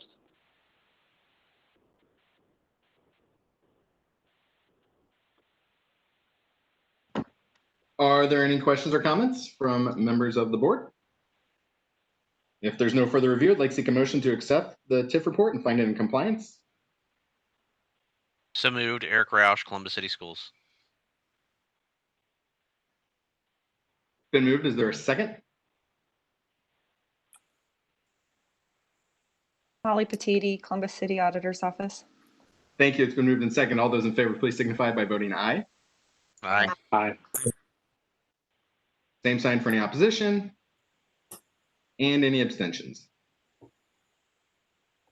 The TIF report is accepted. Next, we'll move to the East Broad Commercial Improvement TIF. Participating, Gahanna Jefferson City School District, Eastland Fairfield Career and Technical Schools, Licking Heights School District, and C-Tech Career and Technical Education Centers of Licking County. Item number 71 on the TIF report, East Broad Commercial Improvement TIF was created in 2005. It is a 30-year non-school TIF. No estimated private investment with this TIF when it was created. However, by the end of 2019, $33,956,950 in private investment had been attained in this TIF. Cumulative service payments deposited into the TIF fund as of the end of 2019, $3,406,441.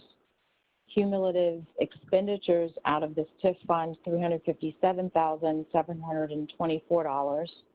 2019 service payments deposited into this TIF fund in 2019, $285,238. And the expenditures in 2019 from this TIF, $100,167. And for this TIF, I would also like to point out that, as I had mentioned earlier, for some of the other East Broad TIFs, this is part of the group of East Broad TIFs that had been established to pay for a number of public improvements, one of which is the East Broad widening. And I have nothing further to add. Thank you. Thank you for the report. Are there any questions or comments? Hearing none, no further review. I'd like to seek a motion to accept the TIF report and find it in compliance. Motion to accept the Inter-Dyer City Council. Second, Jason Jenkins, Mayor's Office. Thank you. It's been moved and seconded. All those in favor, please signify by voting aye. Aye. Aye. Aye. Same sign for any opposition and any abstentions. Hearing none, the report is accepted. Next, we'll move to the Quarry Trails TIF. Included in this is Hilliard City School District and Tolles Career and Technical Center. Item number 72 on the TIF report is the Quarry Trails TIF. The Quarry Trails TIF is a new TIF that was created in 2019. It is a 30-year non-school TIF. The estimated private investment for this TIF is $197,250,000.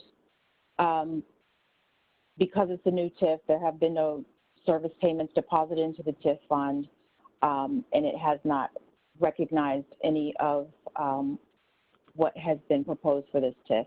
This TIF was created to support the development of 300 acres of property at the northeast corner of Dublin and Treview Roads. That will include 20,000 square feet of commercial office, 600 multifamily residential units, 440 single-family homes and condos, and up to 50,000 square feet of retail. This project will also assist Metro Parks with acquiring about 220 acres of property to construct an urban metro park. Thank you. Thank you. Are there any questions or comments? I have one question. This is Nicole Makeda. It's listed as the filing status is not filed. I'm just curious as to what that means. That means that the exemption for this particular TIF has not been filed with the state as of yet, and that will happen as the project gets closer to development. Thank you. Are there any additional questions or comments? Hearing none, I'd like to seek a motion to accept the TIF report and find it in compliance.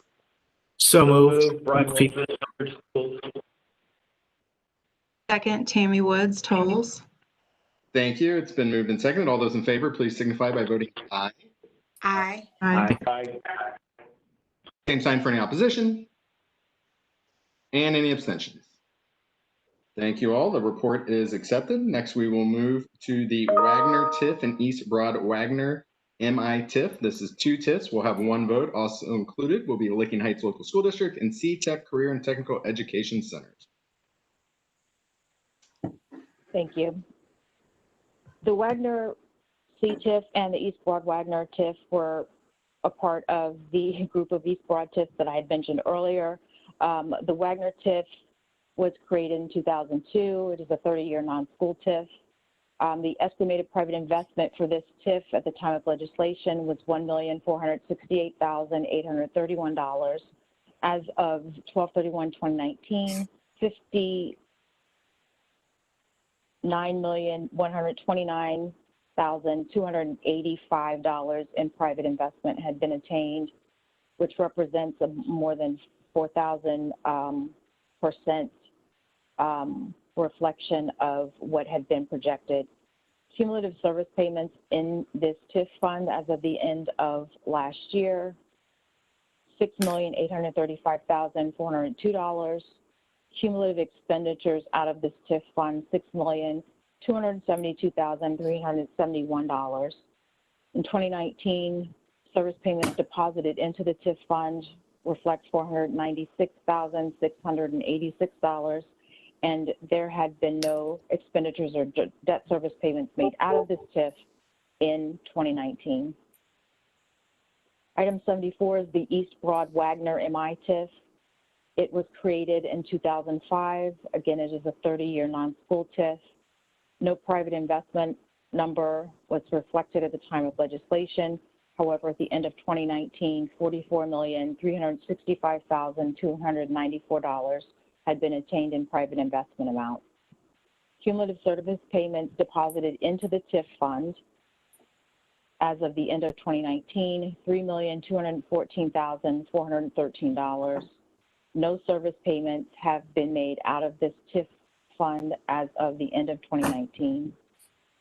In 2019, $372,668 in service payments had been deposited into the TIF fund. And again, no service payments or expenditures have been made out of that TIF fund. Thank you for the report. Are there any questions or comments? No. If there's no further review, I'd like to seek a motion to accept the TIF report and find it in compliance. Ben Strebe, C-Tech. Been moved. Is there a second? Peter Dyer, City Council, second. Thank you. It's moved and seconded. All those in favor, please signify by voting aye. Aye. Same sign for any opposition. And any abstentions. Thank you all. The report is accepted. Next, we'll move to the Northeast Dublin Granville South TIF. Included will be New Albany Plain Local School District and Eastland Fairfield Career and Technical Schools. Thank you. Item number 75, the Northeast Dublin Granville South TIF. was created in 2005. It is a 30-year non-school TIF. No private investment number had been available at the time of the legislation when the TIF was created in 2005. As of 2019, the private investment amount attained $27,227,167. Cumulative service payments deposited into this TIF fund as of the end of 2019, $565,723. Cumulative expenditures or debt service payments paid out of this TIF fund as of the end of 2019, $175,217. And then in 2019, service payments deposited into the TIF fund, $228,708, and expenditures in 2019, $44,849. Thank you. Thank you for the report. Are there any questions or comments? Hearing none, no further review. I'd like to seek a motion to accept the report and find it in compliance. Motion, Jason Jenkins, City of Columbus. Been moved. Is there a second? Second, Andrew Dyer, City Council. Thank you. It's been moved and second. All those in favor, please signify by voting aye. Aye. Aye. Same sign for any opposition and any abstentions. Thank you all. The report is accepted. Next, we'll move to the East Broad Dominion TIF. Included in the vote will be Reynoldsburg City School District and Eastland Fairfield Career and Technical Schools. Thank you. Item number 79, which is on page 5 of the TIF report, is the East Broad Dominion TIF. It is a C-TIF that was created in 2005, 30 years, non-school TIF. No private investment amount available at the time of the legislation date. Private investment attained as of the end of 2019, $63,041,781. Cumulative service payments deposited into this TIF fund as of the end of 2019, $3,153,886. There have been no expenditures or debt service payments paid out of this TIF as of the end of 2019. In 2019, total service payments deposited into this TIF fund, $529,551. And again, no expenditures or debt service payments out of this TIF fund. Thank you for the report. Are there any questions or comments from members of the board? Hearing no further review, I'd like to seek a motion to accept the report and find it in compliance. So moved, Bill Lafayette. Is there a second? Second, Molly Petiti, Auditor's Office, Columbus Auditor's Office. Thank you. It's been moved and seconded. All those in favor, please signify by voting aye. Aye. Aye. Same sign for any opposition and any abstentions. Thank you. The report is accepted, and we will move to the Buffalo Parkway TIF and Crosswoods TIF. It's two TIFs. We'll have one vote. Included will be the Worthington City School District. Great. The Buffalo Parkway TIF is item number 80. It's on page 5 of the TIF report. It was created in 2014. It is a 30-year non-school TIF. There was no private investment amount available as of the time of the TIF creation in 2014. However, as of the end of 2019, $9,042,200 in private investment had been attained. Cumulative service payments deposited into the TIF fund as of the end of 2019, $117,001. Cumulative expenditures and debt service payments made out of the TIF, $117,001. 2019 service payments deposited into the Buffalo Parkway TIF. In 2019, $19,944. And then expenditures and debt service payments paid out of that TIF in 2019, $117,001. Item number 81, the Crosswoods TIF. It is a C-TIF that was created in 2003. It is a 30-year non-school TIF. Private investment estimated as of the TIF legislation date in 2003 was estimated to be $18,745,608. As of the end of 2019, $19,462,162,000 in private investment had been attained, which reflects a 104% attainment of the estimated private investment. Cumulative service payments deposited into the TIF fund as of the end of 2019, $2,071,994. Cumulative expenditures paid out of the TIF as of the end of 2019, $1,098,743. Service payments deposited into the TIF fund in 2019 were $163,482, and no expenditures from this TIF in 2019. Thank you.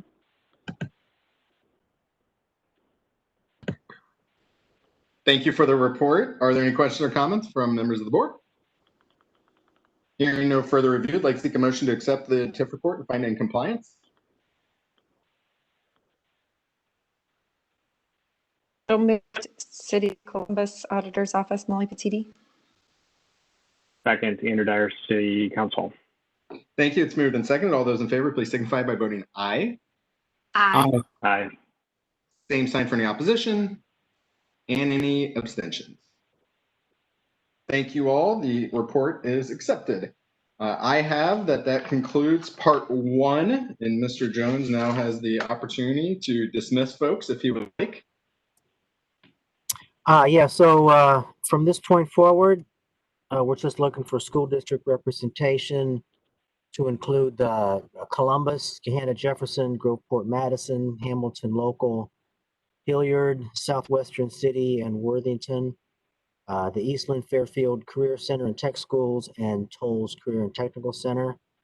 And any school district representatives from any other districts may feel free to be dismissed at this time.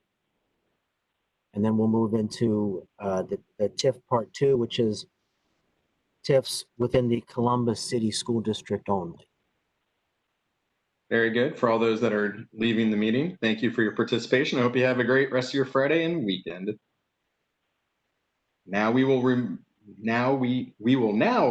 and vote on the TIF report for the Columbus City School District only. It is 62 TIFs. We will have one vote. Who will be presenting today?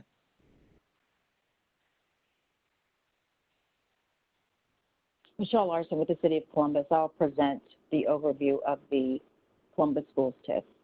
Okay, Michelle, the floor is all yours. Thank you.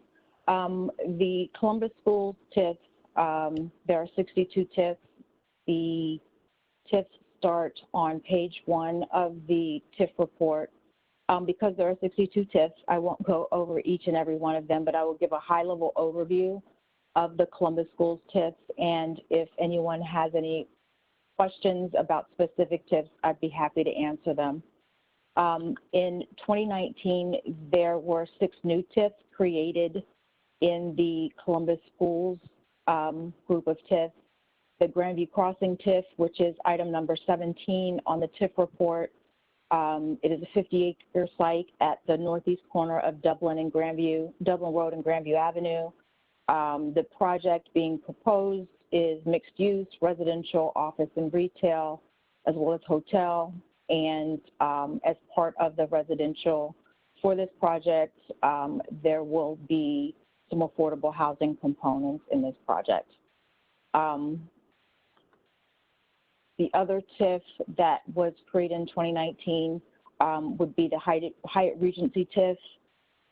It's item number 22. The Yeager 2 TIF, item 25. North Market TIF, 37.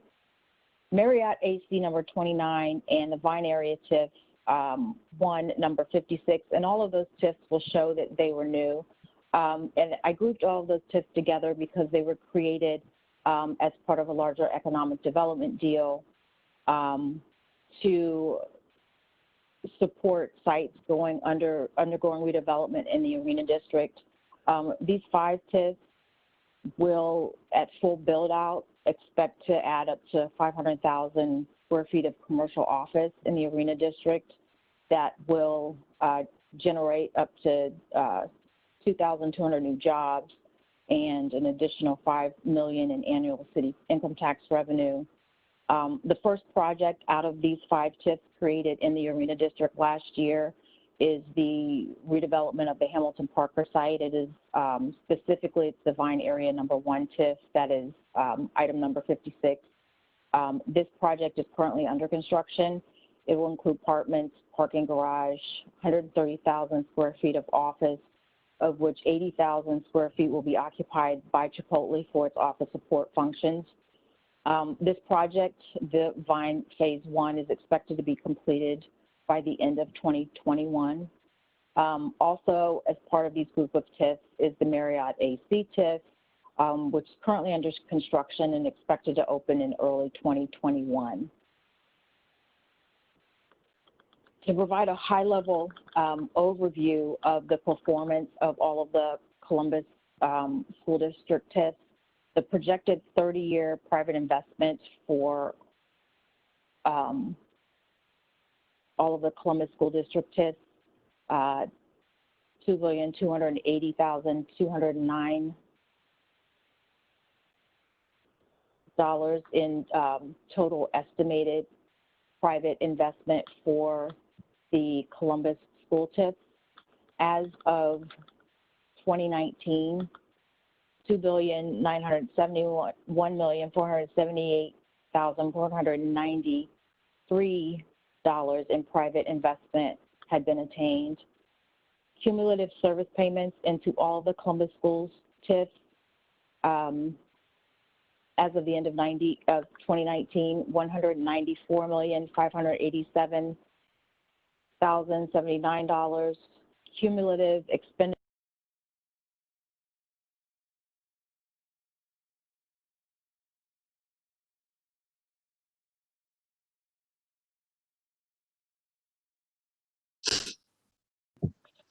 I'm sorry, can anyone hear me?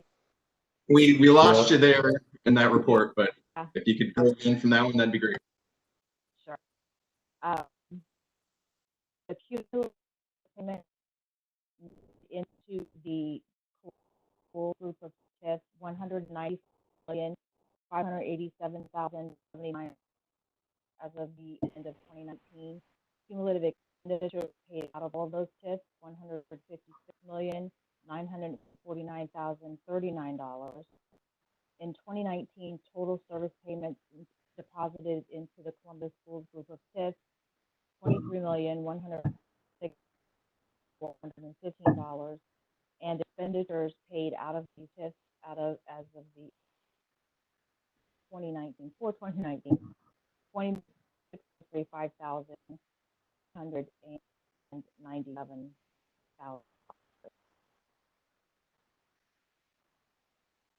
Out that the private investment for the Columbus Schools TIFs have been performing about 130% above the projected amount.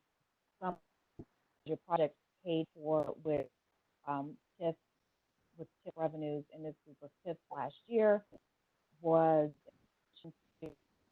road from Central College to Walnut, which is currently under construction in the Northeast. Also in the East Dublin Granville road improvements, which were completed at the end of 2019. The Morse Road TIF is paying for Sinclair Road that will add sidewalks just north of Morse Road and also include some bridge rehabilitation. And then finally is for the environmental cleanup of the 3M and the Columbus Coated Agro.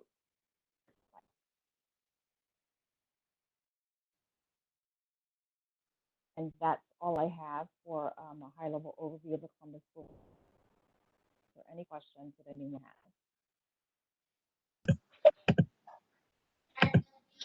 Are there any questions or comments? Hearing none, I'd like to seek a motion to accept the report and find it in compliance. So moved, Bill Lafayette. Second, Jason Jenkins. Thank you. It's been moved. Thank you. It's been moved and seconded. All those in favor, please signify by voting aye. Aye. Aye. Aye. Aye.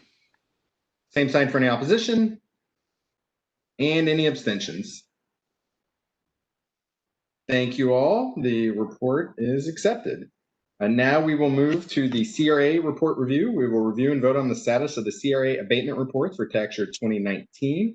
As I think everyone's aware, each school district will have one vote for all of their CRA reports. Who will be presenting this morning? Still morning. I'm Bob Jones, and this will be a combination of myself and Tanya Barnett, who will also do some review. So this section is called Consent and Review for the non-Columbus City School District agreements. There's 22 agreements. Most of these are enterprise zone agreements.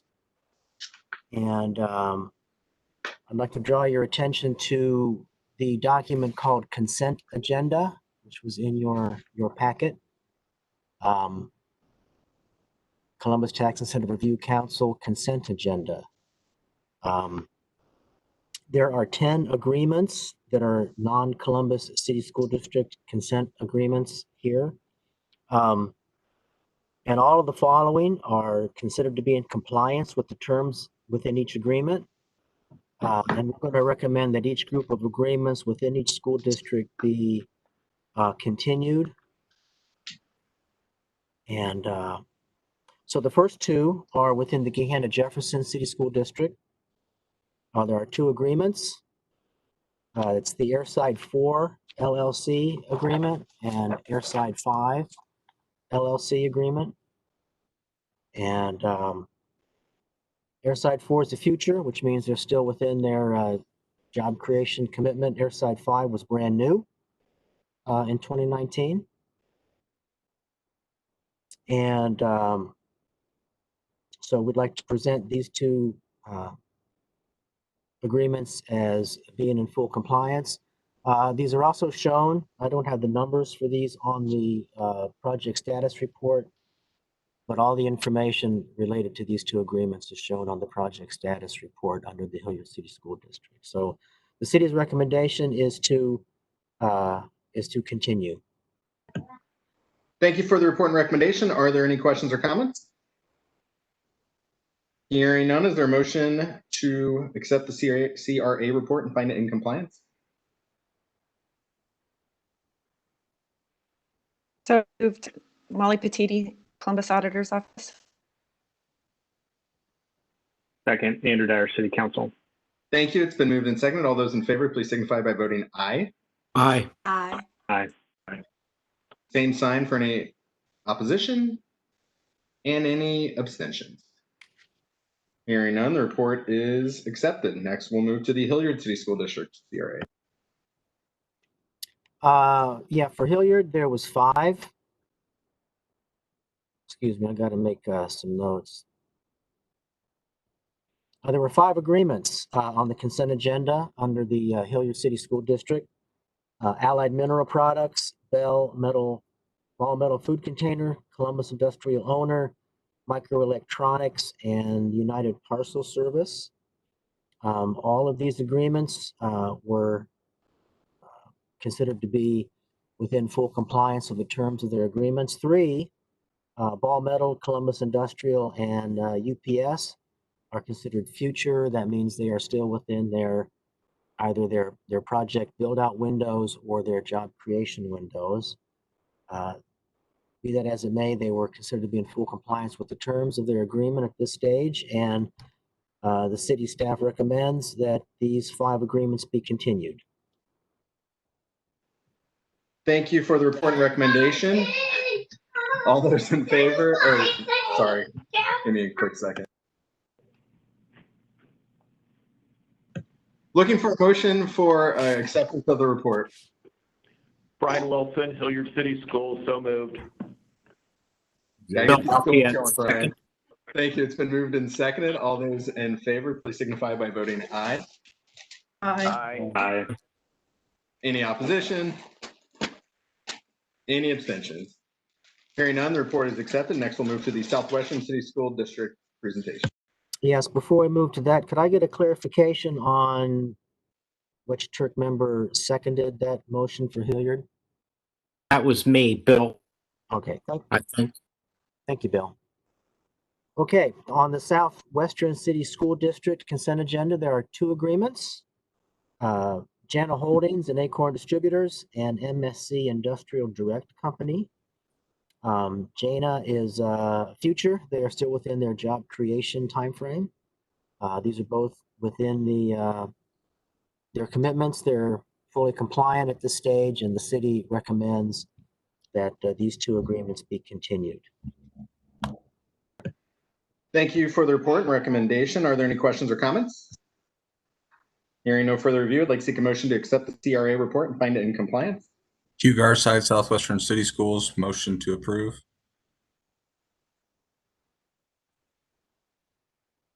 Second. Andrew, Second, Molly Petiti. Mr. Dyers, the second. All right. Yes, It's been City moved Council second. Thank you. It's been moved and second. All those in favor, please signify by voting aye. Aye. Aye. Aye. Same sign for any opposition and any abstentions. Thank you all. The report is accepted. Next, we will move to the Worthington City School District CRA. Okay, the SEA Limited Enterprise Zone Agreement is on the consent agenda for Worthington City School District. They were fully within the terms of compliance with their agreement, and the city recommends that this agreement be continued. Thank you for the report and recommendation. Are there any questions or comments?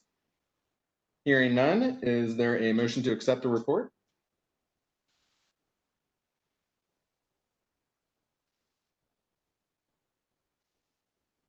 Motion to accept, Jason Jenkins, Mayor's Office.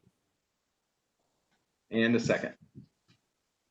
Second, Molly Petiti, City Auditor's Office. Thank you. It's been moved and second. All those in favor, please signify by voting aye. Aye. Aye. Same sign for any opposition and any abstentions. Thank you all. The report is accepted. Next, we will move to review agenda A, R1. Again, one vote per school district. Okay, thank you. We divided the review agenda up a little bit this year based on the types of follow-up that we thought should be taken. So on this review agenda A, which is called also R1, these are non-compliant filing but compliant otherwise, which means they either missed the city or state reporting deadlines, but when the annual report was submitted and reviewed, they were otherwise fully compliant with the terms of their agreements. We'll talk about these agreements by school district and recommend to be voted on as a group within each school district to continue and to be sent letters advising of the need for accurate and timely reporting. So the first up is the NetJets and Realty Income Properties Agreement, which is within both the Columbus and Gahanna Jefferson City School Districts. The reason that this is in two different school districts is that the parcel upon which the property exists, the structure, spans two separate parcels, and each parcel is in a separate school district. It's like almost like a 70-30 split. Most of the improvements are within the Columbus City parcel, and the balance is in the Gahanna Jefferson District parcel. The report was late, but when it was received, it was reviewed and found to be fully compliant. So the city recommendation is to be sent a letter, is to continue and be sent a letter advising of the need for accurate and timely reporting.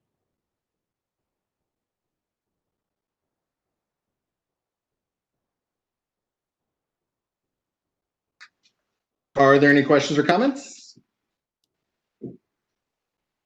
If there's no further review, I'd like to seek a motion to accept the recommendation. So moved. Eric Roush, Columbus City Schools. Second, Lafayette. Mike. Okay. Thank you. It's been moved and seconded. All those in favor, please signify by voting aye. Aye. Aye. Aye. Same sign for any opposition and any abstentions. Thank you all. The recommendation is found in compliance. Next, we'll move to the Gahanna Jefferson CRA. Yeah. Under Gahanna Jefferson City School District, the this one agreement for this review is the Airside 3 LLC agreement. Again, the report was received late. They missed the reporting deadline. Accurate reporting is a commitment within the agreement. And so the city's recommendation is to continue and to send the enterprise a letter advising of the need for accurate and timely reporting. That's all that. Thank you for the report and recommendation. Is there a motion to accept the recommendation? Moved Mike Berlingo, Gahanna Jefferson School Treasurer. Open these. It's been moved. Is there a second? Second, Andrew Dyer, City Council. Thank you. It's been moved and seconded. All those in favor, please signify by voting aye. Aye. Aye. Aye.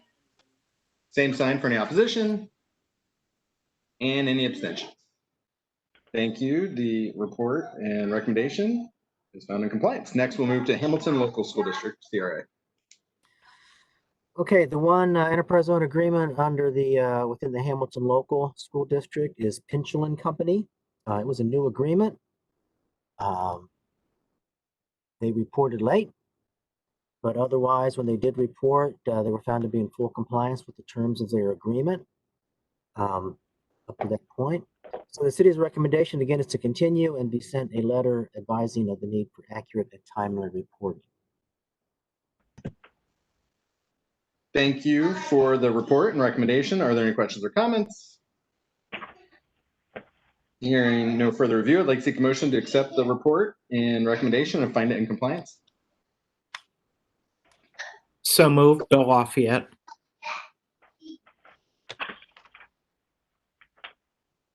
Is there a second?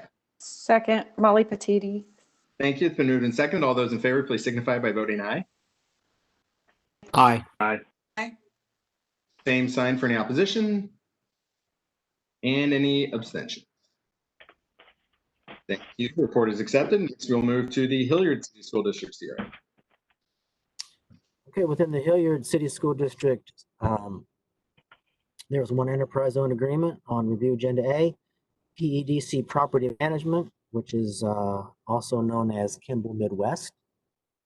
Again, they were late with their report. When it was received, it was found to be in compliance with the terms of the agreement.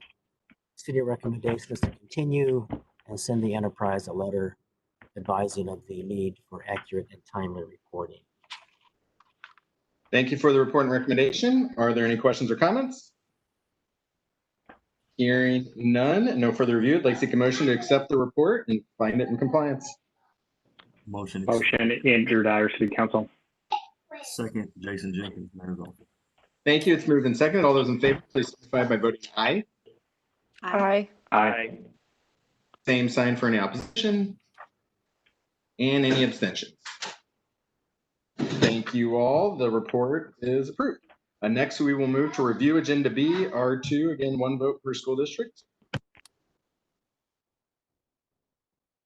Okay, review agenda B. We've broken these out separate again. There's 5 agreements total within 2 separate school districts, Groveport, Madison, and Hilliard. These agreements are placed on review agenda B due to either incomplete reporting or not submitting a report, which resulted in not having the ability to review the status of the agreement. So within each district, we're grouped by reason and will be recommended to be voted on as a group to continue and be sent letters requesting full reporting within 60 days of receipt of the letter, or the agreement will risk dissolution, and then the results will be reported to the 2021 TERT. So under Groveport Madison Local School District, there are 3 agreements that we have. All 3 are with Cloverleaf Cold Storage Company, agreements number 1, 2, and 3. Cloverleaf Cold Storage number 1, 2019 was the final year for that agreement. Number 2 is a future agreement, and number 3 was brand new in 2013. So For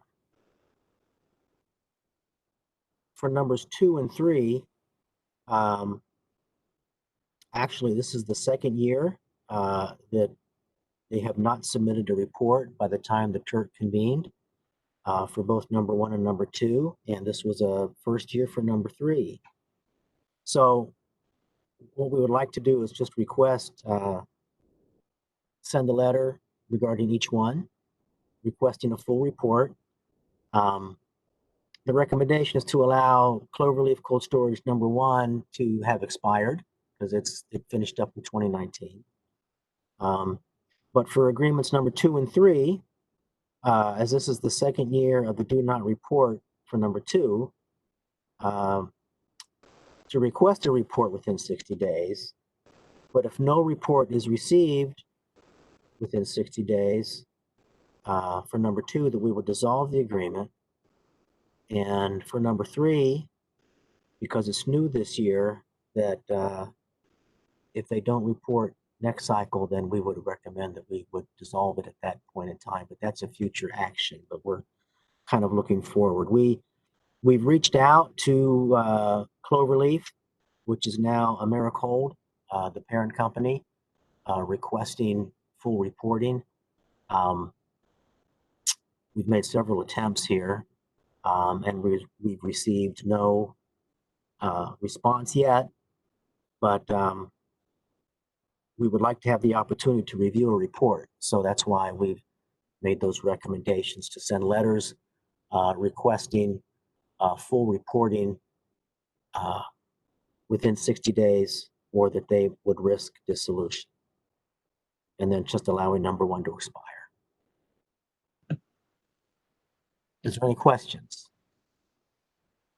Bob, this is Andrew from City Council. I can't remember, is this one that did we make a recommendation on them last year that we needed them to report, and if they didn't, we would potentially dissolve?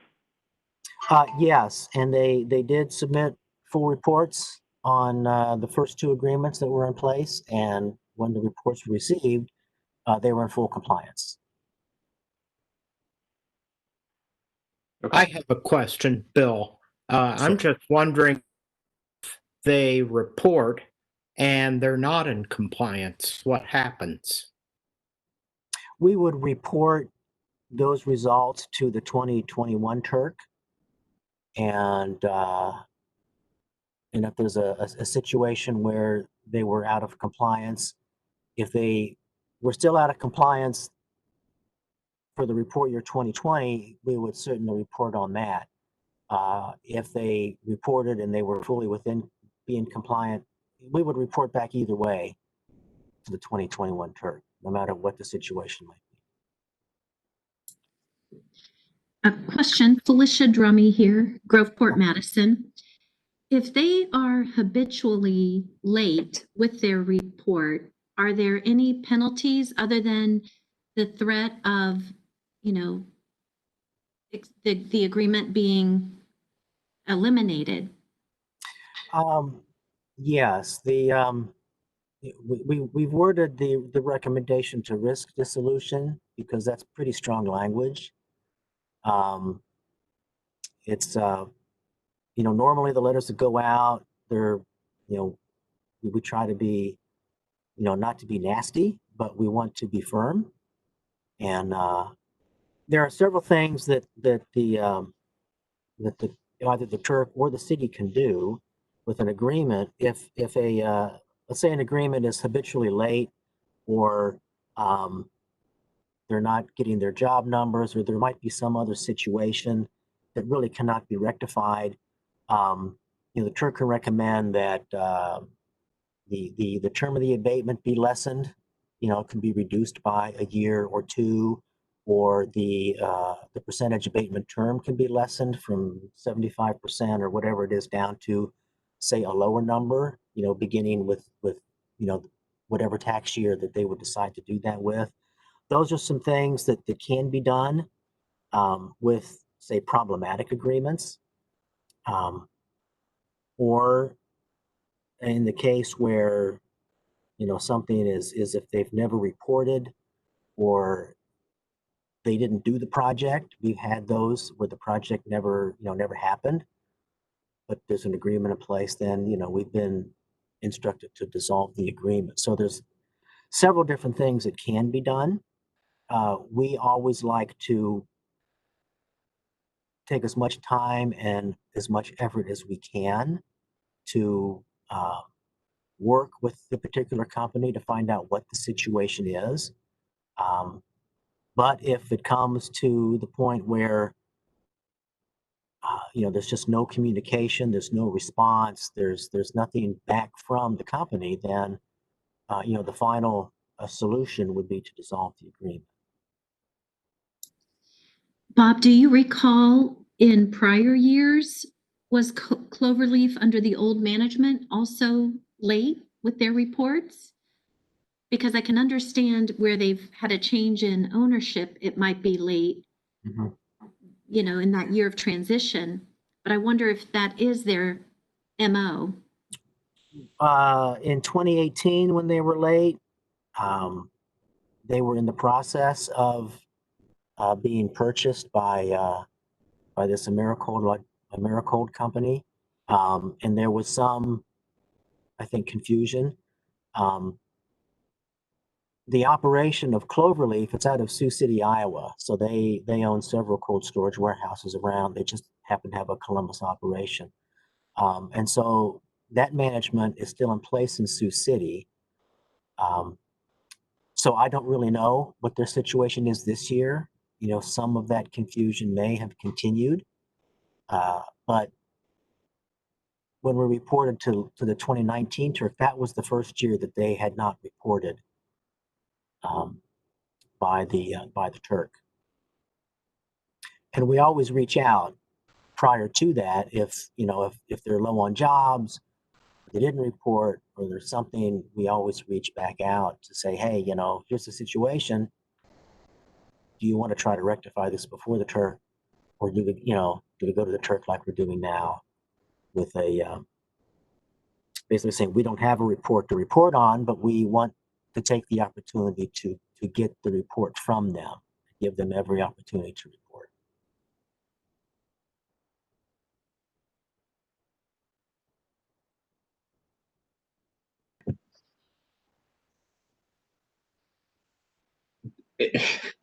I don't know if I want you to share the recommendation again or if everyone's on the same page. I appreciate all the great questions. I'm going to assume everyone heard the report and recommendations. So with that, I will seek a motion to accept the recommendation and report as presented by Mr. Jones. Felicia Drummy, so moved. Oh, Groveport Madison. Groveport Madison with the motion. Mr. Lafayette for the second. All those in favor, please signify by voting aye. Aye. Aye. Aye. Same sign for any opposition. And any abstentions. Thank you. The recommendation report is accepted. Next, we will move to the Hilliard City School Districts, which is 2 CRA's incomplete reporting. Okay, thank you. Under Hilliard City School District, we have 2 agreements on review agenda B. These are Behringer, Ingelheim, Roxanne number 3 and number 4. Their situation is an incomplete report. They reported late, and when they did report, one of the requirements is to provide a jobs and payroll report in Excel format, so that we can audit the report, we can sort things, we can do calculations, that sort of thing. And if I don't have the electronic version, we cannot really review the project. So the report was received late. It did not include the job and payroll report. Copies of those reports were requested following receipt, and no Excel job and payroll reports were provided. So our recommendation is to be sent a letter requesting the job and payroll report in Excel format within 60 days of receipt of the letter. and then the result of which will be reported to 2021 Turk. I've also added that to add in the letter that the agreement would risk dissolution. We're not really recommending that we dissolve it, but we'd like to add that language to the letters just to add a little bit of strength. I would also like to remind everyone that at the top of the meeting, we reviewed our follow-up last year regarding the Roxanne agreements and how we met, how they've had management change, ownership change, and I think they're still working through a lot of that process. Roxanne's a great company. They employ a lot of people. They've made a lot of investment out there within the city of Columbus, both in real property improvements and in private property, machinery, equipment investment. Joe Ryan and I toured the plant in January, and it was quite impressive, their operation out there. So we would just like to take every opportunity we can to get the job and payroll report so I can just really sort through the jobs and see exactly the split between the retained jobs and the new jobs and how they're doing with their new job commitment requirements. And without that report, I really can't tell. Thank you for the report and recommendation. Are there any questions or comments?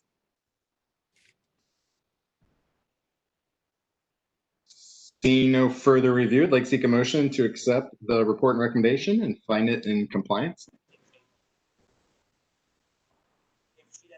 Nicole, do you have a question? No, or I'm sorry, Nicole, I move.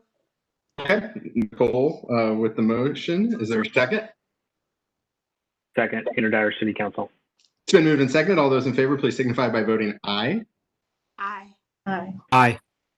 Same sign for any opposition and any abstentions. Thank you. The report and recommendation is found to be in compliance. Next, we will move to review Agenda C, R3, full review. Again, 1 vote per CRA. We will begin with the Hannah Jefferson City School District, Earthside LLC. Okay, Tanya Barnett will take over here on review Agenda C for full review. Okay, so we're starting with Airside 1, which on the large project status report is page 3, number 58. It's an enterprise zone agreement of 75% 10-year abatement running from 2015 to 2024. They are in year 5 of a 10-year abatement. The project consists of the construction of a speculative office and distribution center of approximately 100,000 square feet at 4480 Bridgeway Avenue. The project was expected to begin as soon as April 2014, with all real property improvements expected to be completed by July 2015. The commitments on this were for 10 jobs by 2018, with a new payroll of $350,000. No retained level commitments, as it was a spec building, and a total investment of $6 million. As of their report, the private investment was $6.4 million, which is 107% attainment. 4 jobs created, whereas the commitment was for 10 by 2018, so that's only 40% attainment. So of course the payroll is low at $224,000, 64% attainment. There were retained jobs actually reported. Those are jobs that moved with the company into the site, and there's retained level payroll related to that. So the situation with this one is low jobs, 1 year outside of the 3-year job window. The agreement was amended for assignment and assumption in 2018, and transfer of ownership and the commitments per the agreement were made to BVK US 2 Columbus LLC. There are 3 tenants that currently occupy the site: Homage, Kiefner, and Roto-Rooter. The agreement stipulates that a new job, as defined by the Ohio Revised Code, is a full-time employee first employed at a facility that is a project site after the enterprise enters into an agreement. So that's how we come up with the 98 jobs that moved over with the company. The recommendation on this project is to continue and send Enterprise a letter requesting a jobs plan outlining the process for attaining the commitment of the 10 jobs that they needed to create. 0 jobs were also reported last year. So we recommend to continue and have a jobs report to let us know how they're going to get to the 10. Thank you for the report and recommendation. Are there any questions or comments from members of the board? Hearing no further review, I'd like to seek a motion to accept the report and recommendation, find it in compliance. Andrew Dyer, City Council. Moved. Is there a second? Molly Patiki. We're going to let Molly have that one, Bill. I was just. All those in favor, please signify by voting aye. Aye. Same sign for any opposition. And any abstentions. Thank you. That report is complete. Next, we'll move to Airside 2, again, Gahanna Jefferson City School District. Okay, very similar situation. This is on page 3, number 59. It's a 75% 10-year abatement running from 2017 to 2026. They're in year 2 of their 10-year abatement. The project consists of the construction of a spec office and distribution center of approximately 100,000 square feet at 4510 Bridgeway Avenue. It was expected to begin October 2015 and be completed by October 2016. The job commitment again was 10, this time by 2019. $350,000 payroll commitment and a $6 million investment was to be made. The current report shows that the private project investment was $5.2 million, 87% attainment. 4 jobs have been created. 10 were expected by the end of last year, so that's 40% attainment. And of course, then payroll was late. We do have 42 retained jobs reported at the site. The situation with this one is, again, low jobs in the 3rd and final year of the 3-year job creation window. This agreement was also signed and assumed by BVK US 2 Columbus LLC. There's currently 1 tenant inside the space, last one. And again, you know, as it relates to Ohio Revised Code, new employee, a full-time employee first employed at a facility that is a project site after the enterprise enters into an agreement is how we come up with the 42 retained jobs. Based on the reporting by the tenant, only 4 jobs can be classified as new, with those 4 employees having been first employed at the project site. The TURC recommendation on this one is to continue and send Enterprise a letter requesting a jobs plan outlining the process for attaining the commitment of the 10 jobs that need to be created.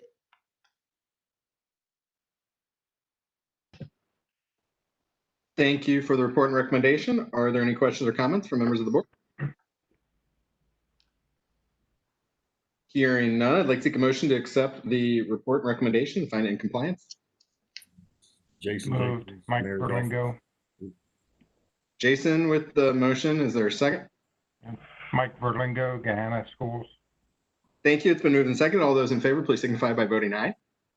Aye. Aye. Same sign for any opposition. And any abstentions. Thank you. The report is accepted. Next, we'll move to Hilliard City School District, Advanced Turf Solutions Incorporated, ATS Columbus Investments 2. Okay. This is on page 4, number 67, enterprise zone agreement, 75% for 10 years, running from 2019 to 2028. It's in the year 1 of a 10-year term. Project consists of the establishment of a regional distribution center of approximately 40,000 square feet at 4646 Journal Street. The project was expected to begin July 2018, with all real property improvements to be completed by December 2018. The job commitment was for 18 retained jobs with a payroll of 1.2 million, new job commitment of 6 by 2021. with a new payroll of $390,000 and a real property investment of $3.2 million. As of the report date, the private investment was shown to be $78,150, which is 2% attainment, but we believe that they reported on investment just for this year because last year it showed a much higher amount at $6.4 million. 0 jobs were reported. This is the first year of a 3-year report. They were to have 2 by this time, so that's 0 attainment, and the same for payroll. And they do have the 18 retained jobs that they needed. So this is low jobs and low reported investment. The situation on this one. So again, last year they did report 6.4 million in investment, so we think they need to correct that. 2019 was the first year of the job creation window, so they do have 3 years to create the full job level of 6 that they need. The enterprise was contacted by city staff for mid-year job number update, and they did report back. They actually have 1 less job at this time, but they mentioned to us that they are having issues, related to everything that's going on at the current time. So again, they still have time to get their job levels up. So the city recommendation on this one is that we continue the abatement and we send the enterprise a letter requesting a jobs plan as to how the new job commitment of 6 will be reached by 2021. And as well, we request an updated itemized list of real estate improvements, which would report on the cumulative real property investment as opposed to just for the year, so that we don't have the report off by such a large amount as far as investment is concerned. They were on the consent agenda last year as well. Got it. Thank you for the report and recommendation. Are there any questions or comments from members of the board? Sorry about this. Hearing none, is there a motion to accept the recommendation from Tanya, City of Columbus? Brian Wilson, Hilliard City Schools, so moved. Okay. Bill Lafayette, second. Thank you. It's been moved and seconded. All those in favor, please signify by voting aye. Aye. Aye. Same sign for any opposition and any abstentions. Hearing none, the motion and recommendation is accepted. Next, it's my understanding Mr. Jones gets to relieve a number of school districts from the remainder of the meeting.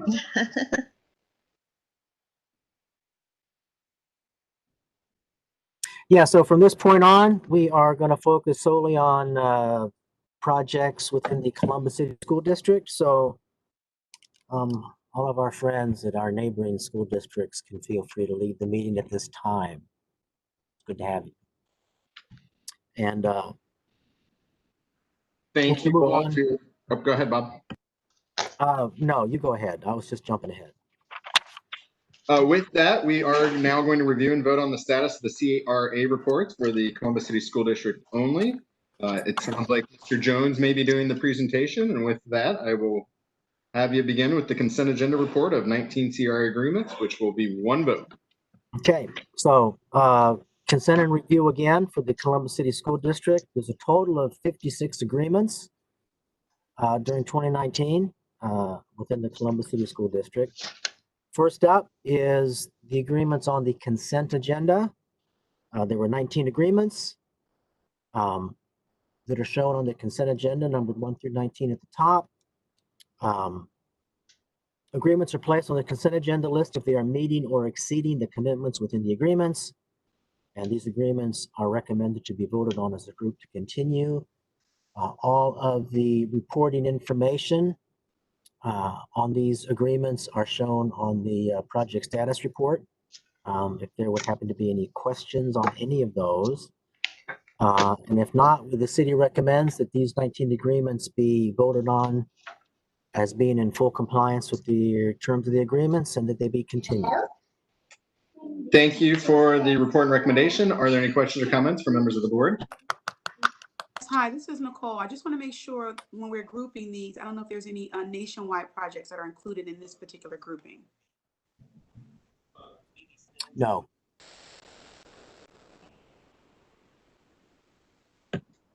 Are there any further questions or comments from members of the board? Hearing none, I'd like to seek a motion to accept the recommendation and report. Motion accepted. Jason Jenkins, Mayor's Office. Second, Eric Roush, Columbus City Schools. Thank you. It's moved in second. All those in favor, please signify by voting aye. Aye. Aye. Aye. Same sign for any opposition and any abstentions. Thank you. The report is accepted. Next, we'll do the review agenda A report. Voluntary agreements. Okay, review agenda A again is similar to what we did before. These agreements were placed on review agenda A if they either missed the city or state reporting deadlines, but when the annual report was submitted and reviewed, they were otherwise fully compliant with the terms of their agreements. So these agreements on review agenda A, and there are 21 agreements that were late, but they were within full compliance with the terms of their agreements. We recommend that they be voted on as a group to continue, and each one be sent a letter advising of the need for accurate and timely report. Thank you for the recommendation. Are there any questions or comments from members of the board? I'll ask on Tanya's behalf. Are there any nationwide? Hearing none, I'd like to seek a motion to accept the report and find it in compliance. So moved, Eric Roush, Columbus City Schools. Been moved. Is there a second? Second, Jason Jenkins, Mayor's Office. Thank you. It's moved in second. All those in favor, please signify by voting aye. Aye. Aye. Aye. Same sign for any opposition and any abstentions. Thank you all. The report is accepted. Next, we'll do review agenda B report. 9 CRA agreements. We'll start with the did not report, which were 3 with 1 vote. Okay, so these agreements within the city school district on review agenda B, they did not report. So there was 3 agreements. Barber Specialty Vehicles, which is still considered a future agreement. Granite 1901 Begro LLC, formerly known as Rickenbacker West, also a future agreement, did not report. And then the Riverview Hotel, which did not report. Should note that this is the first year for these agreements not to have submitted a report. I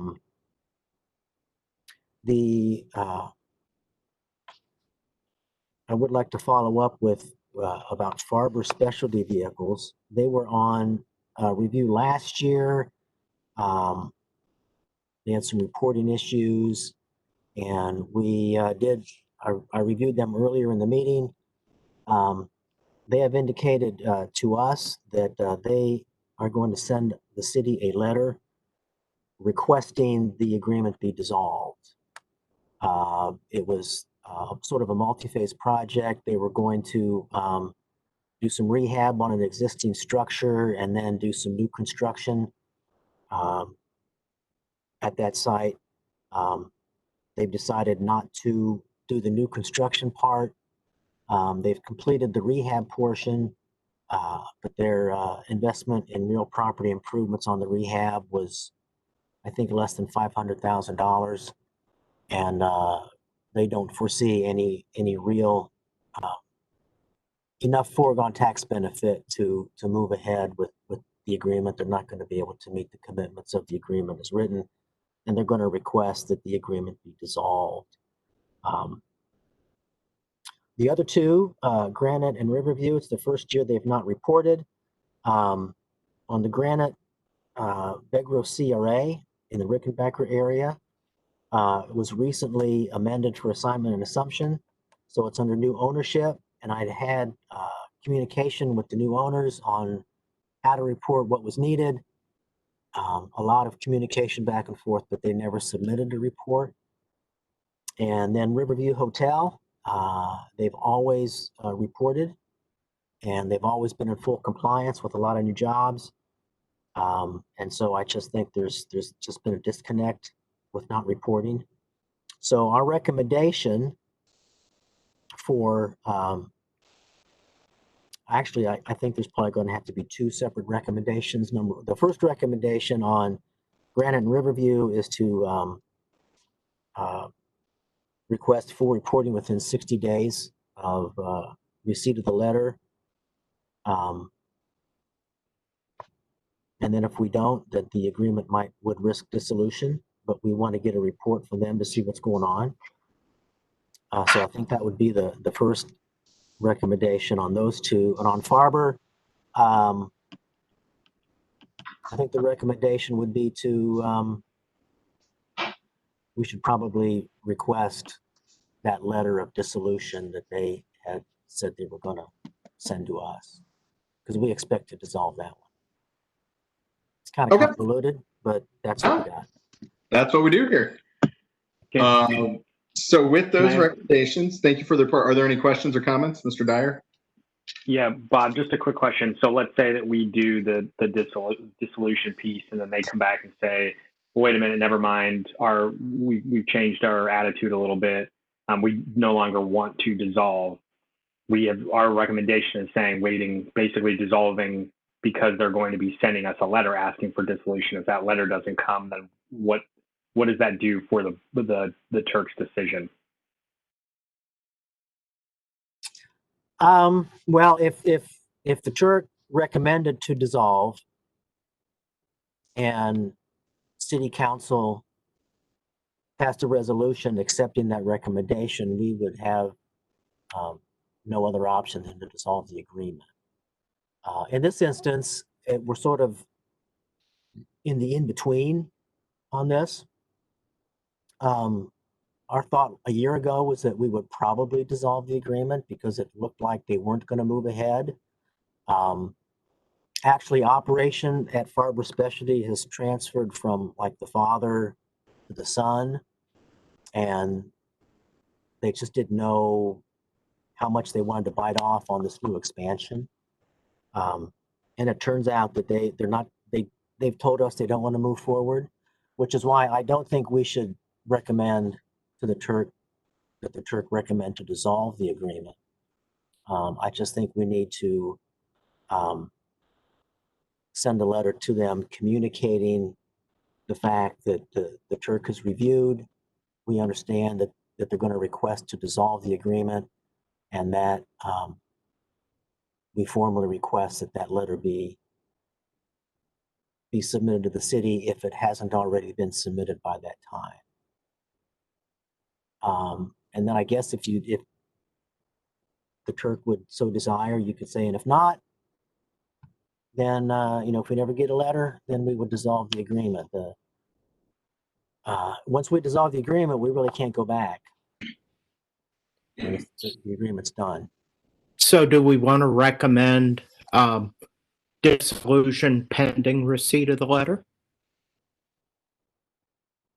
I think that's probably fits within with what I've related. I think so.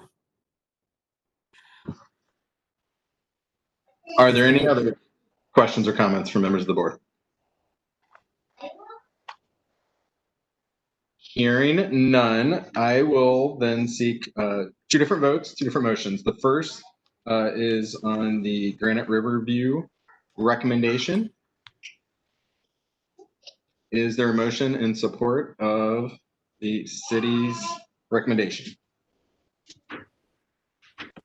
I'll move. Bill Lafayette. Is there a second? Molly Beatty. Thank you. It's been moved and seconded. All those in favor of the city's recommendation on the Granite Riverview report, please signify by voting aye. Aye. Aye. Same sign for any opposition and any abstentions. Hearing none, that recommendation will proceed accordingly. The second has to do with the Farber presentation. What I heard, and we'll seek a motion, is for dissolution pending a request letter of dissolution by Farber. Motion, Andrew Dyer, City Council. It's been moved. Is there a second? Second, Eric Roush. Thank you. It's been moved in second. All those in favor, please signify by voting aye. Aye. Aye. Same sign for any opposition and any abstentions. Thank you all. We will proceed accordingly. Next is review agenda B report, incomplete reporting. We have 6 presentations and potentially more than one vote, but we'll try and do it with one vote. Yeah, thank you. I think we can do this in one vote. This is all pretty simple. These 6 agreements reported incomplete, and the incomplete part was different for some of these, and I've got them. I've got the reasons why, but the bottom line is the reports were incomplete, and it didn't allow us to fully review the reports. So on review agenda B, we've got car supply. They did not report construction payroll. It's important that we get construction payroll so that we can be assured of our commitment to revenue share with the city school district. Just a note on revenue sharing, during the construction phase of a project, if the construction payroll reaches or exceeds $1 million, or during the operational phase of an agreement, if the new job payroll meets or exceeds $1 million, then the city's commitment is to a revenue share at a rate equal to 50% of the with new job payroll withholdings for that particular agreement. Now, for construction payroll, really only the largest projects hit that $1 million threshold for construction payroll. So on a lot of these projects, if they're on the smaller side, we really don't expect, but if we don't get a report, then we don't know. So car supply, no construction payroll reported. EW High Street, EW Hubbardton High CRA, they reported very late, and their report did not include a real property investment report. I think that's just an oversight on their part, because we've received reports in the past, and they did what they said they were going to do, so we know they invested their money. The Merchant Columbus, it's a new project. No real property investment report was received. Ohio Power Company, a new project. No construction payroll was reported, and the real property investment report was incomplete. Rickenbacker West Owner 23 number 1, which is a new project, a new CRA agreement down in the Rickenbacker area, and Rickenbacker West Owner 23 number 2, again a new project. For both of those, no construction payroll was reported, so we'd like to get that. So the city's recommendation is to send a letter to each of these enterprises. Let me get this right. I'm going to request full reporting within 60 days of receipt of the letter. I think I'm going to say, or the agreement will risk dissolution, to light a fire a little bit under their seats so they get their reports in. We don't want to dissolve them, but it's waving a little red flag that, hey, we need this, it's important. And then if for whatever reason there's a problem with this next year, we always report, of course, the results of these recommendations back to the church. So if there's a problem, then we address it next year. Thank you for the report and recommendation. Are there any questions or comments from members of the board? Hearing none, is there a motion to accept the city's recommendation? So moved, Molly Petiti. Thank you. It's been moved. Is there a second? Second, Jason Jenkins. Thank you. It's been moved and seconded. All those in favor of accepting the city's recommendation, please signify by voting aye. Aye. Aye. Aye. Same sign for any opposition and any abstentions. Thank you all. The recommendation is accepted. Next, we will move to review agenda C. It will be a full review of 7 CRA agreements. Okay, we are entering the home stretch, folks, and it's my pleasure to turn the floor over to Tanya Barnett. You're not tired of talking, are you, Bob? Yeah, I am. Okay, so we have the last 7 projects here for full review that we mostly had job issues with. So let's start with 900 Short North. They are on page 1, number 3, enterprise zone agreement, 75% 10-year abatement running from 2019 to 2028. They're in year 1 of a 10-year abatement. The project consists of the redevelopment of a parcel located at 900 North High Street by demolishing an existing United Dairy Farmers convenience store and constructing a new 4-story mixed-use commercial office and retail development of approximately 50,000 square feet. The project was expected to begin in the fall of 2017, with all real property improvements expected to be completed by November 2019. As far as the commitments, they were for 40 new jobs by 2021 with a new payroll of 2.52 million, no retained levels, and an investment of 5.5 million for the office portion of the development, since it was a mixed use that included commercial, retail, and office. The report showed that the private investment was 10.3 million reported, which is 137% total attainment. There were no new jobs reported for year 1.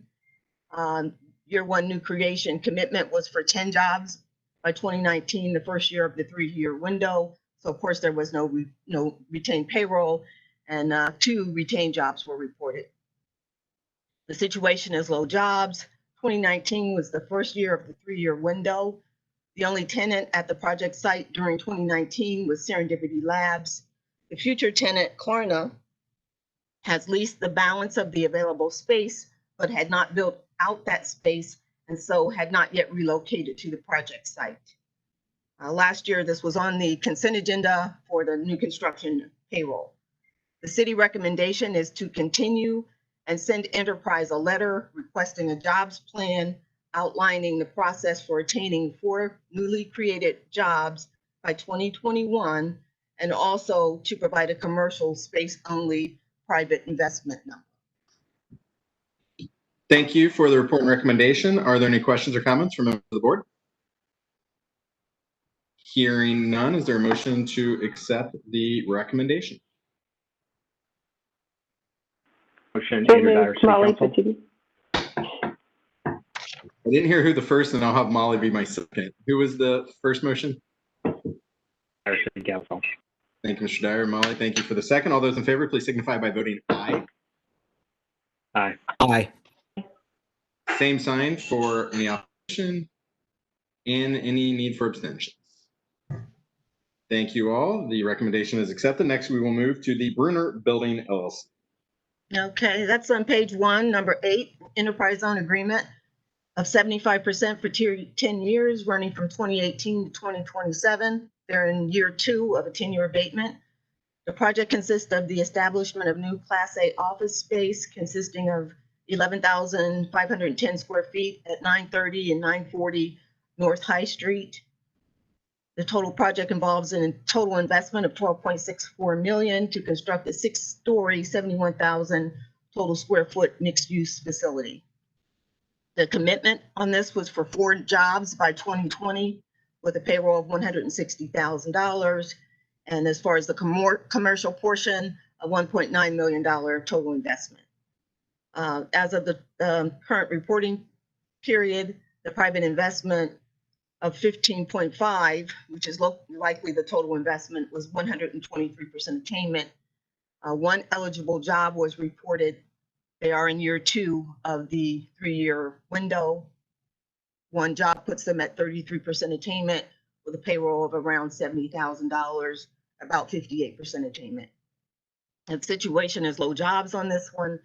2019 was the second year of the 3-year job creation window with a commitment of 3 new jobs. Only one tenant at the project site reported, that was DGD Group. Enterprise indicated the other tenant was a company called 160/90, but that tenant did not report. So the recommendation on this is that we continue the abatement and send the enterprise a letter requesting job plan for outlining the process for attaining the 4 newly created jobs by 2020, and also to provide a commercial space only private investment number. Thank you for the report and recommendation. Are there any questions or comments from members of the board? Hearing no further review, I'd like to seek a motion to accept the recommendation. So moved, Paul Lafayette. Bill with the motion, Molly with the second. All those in favor, please signify by voting aye. Aye. Aye. Same sign for any opposition and any need for abstentions.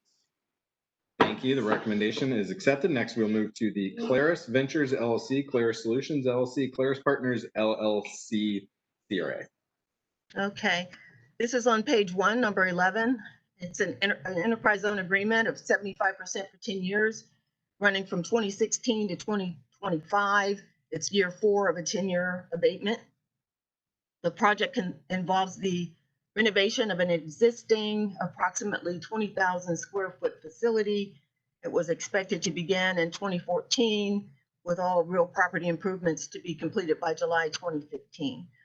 Job and investment commitments were for 39 retained jobs with a payroll of $3.2 million, a new job commitment of 33 by 2017 with a payroll of $1.7 million and an investment of $1.5 million. As of the current report, the private investment is 1.5, which is 100% attainment.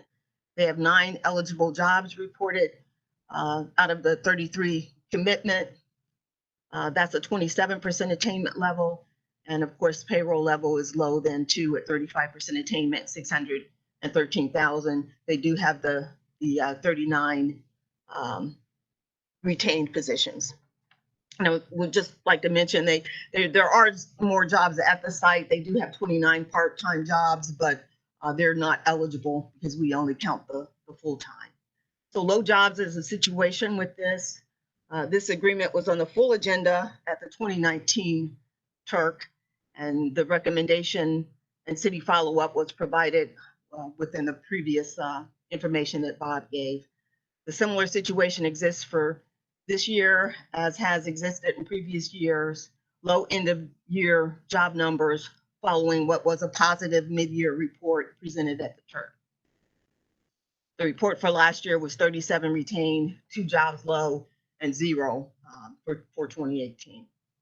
So we did contact the company, and they had stated that they would send us back some information, but we never received it. So I have a long recommendation for this one, so I'll read that for you.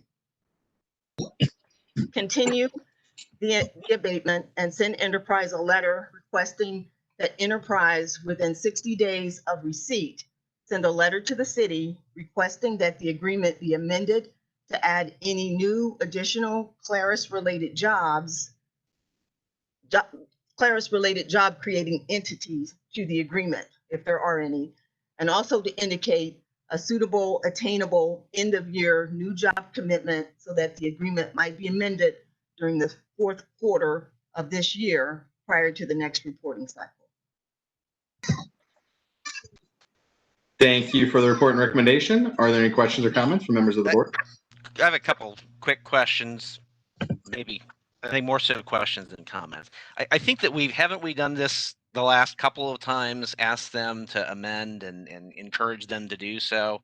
I mean, they don't seem to be sending that letter to do so. I mean, am I correct in that? Yeah, I think so. And again, in trying to contact them this year, they said they would get back with us and didn't. And this was a few weeks ago because it was the mid-year. But yes, so I mean,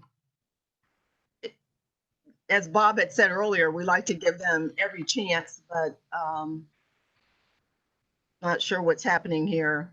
I mean, I was looking at the minutes from the meeting in 17. It looked like we made a similar recommendation. We made a recommendation in 18, I think. We made a recommendation in 9. I mean, I'm just wondering at what point do we just say that they obviously don't seem interested in working with the city on amending this plan. So, well, we can add some stronger language, and if they don't return it within the 60 to 90 day period, dissolved, if that is a recommendation that you all would like to make. I would certainly like to have that language added in there that if we don't receive the letter, wanting to sit down with the city and discuss amending this, that after 60 days, if we don't get that letter and they don't set up that meeting with you all, I'd recommend dissolution. This is going into year 4 of a 10-year abatement. I agree with Eric on this one. If we have seen a pattern over the last 3 years that they are not complying or even looking to comply, and we've provided them with opportunities to adjust, and they still have not complied with even adjusting, I would like to look at some stronger language of dissolution after 60 days. Okay. Are there any additional questions or comments? Hearing none, would Dr. Roush like to make a motion? Yeah, I would move that we accept the recommendation that that the city made with the codicil, that if the city has not heard back from the enterprise within 60 days, to sit down and work on an amendment to this current agreement, or if they don't reply at all, that the recommendation is, and the process should be made to dissolve the agreement. There's a motion. Is there a second? Second, Andrew Dyer, City Council. Thank you. Excuse me? Sorry, seconded by Andrew Dyer, City Council. Okay. It's been moved and seconded. All those in favor, please signify by voting aye. Aye. Aye. Aye. Same sign for any opposition and any need for abstentions. Thank you. The motion is accepted. Next, we will move to the CSE Leasing DBA Contract Sweepers, previously known as Parkwood Avenue LLC. Okay. This is on page 1, number 15, Enterprise Zone Agreement. 75%, 10 years, running from 2017 to 2026. They're in year 3 of the 10-year abatement. The project consists of the acquisition, renovation, and expansion of an old vacant commercial facility and the investment of approximately $1.5 million in total real property improvements, and the relocation of the corporate headquarters of the enterprise from Short Street in the Brewers District to 2137 Parkwood Avenue in the Linden area. The project was expected to begin April 2015, with all real property improvements expected to be completed by December 2015. The job and investment commitments were for 54 retained jobs at 0.1 million retained payroll, 3 new jobs to be completed by 2019 with a payroll of 85,000 and an investment of 765,000. As of reporting, they showed a total investment of 1.3 million, which is 174% attainment. 0 new jobs were reported, and last year was the final year of the final year 3 new job creation commitment. 0 reported of the 3 that were needed. So there was also no payroll, and there were 53 jobs reported as retained, which is one short of the retention level. So this is a situation of low jobs and they reported late. They missed the reporting deadline. 2019 was the third and final year of the 3-year job creation window commitment of 3 new jobs and was 1 job below their baseline commitment. CSC Leasing was purchased by 2137 Parkwood Avenue in January of this year. And they have a new operator of the business at the project site. The agreement is in the process of being amended for assignment and assumption.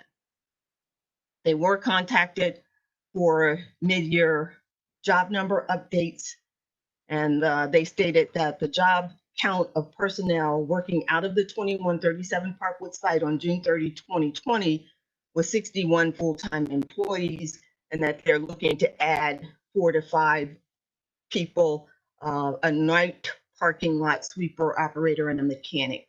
So with the 61, they would be at a 7 job level, so they would be in compliance.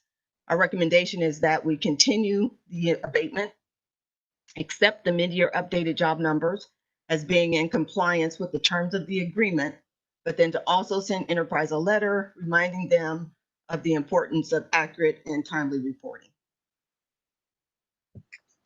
Thank you for the report and recommendation. Are there any questions or comments from members of the board? Hearing none, like to seek a motion to approve the recommendation.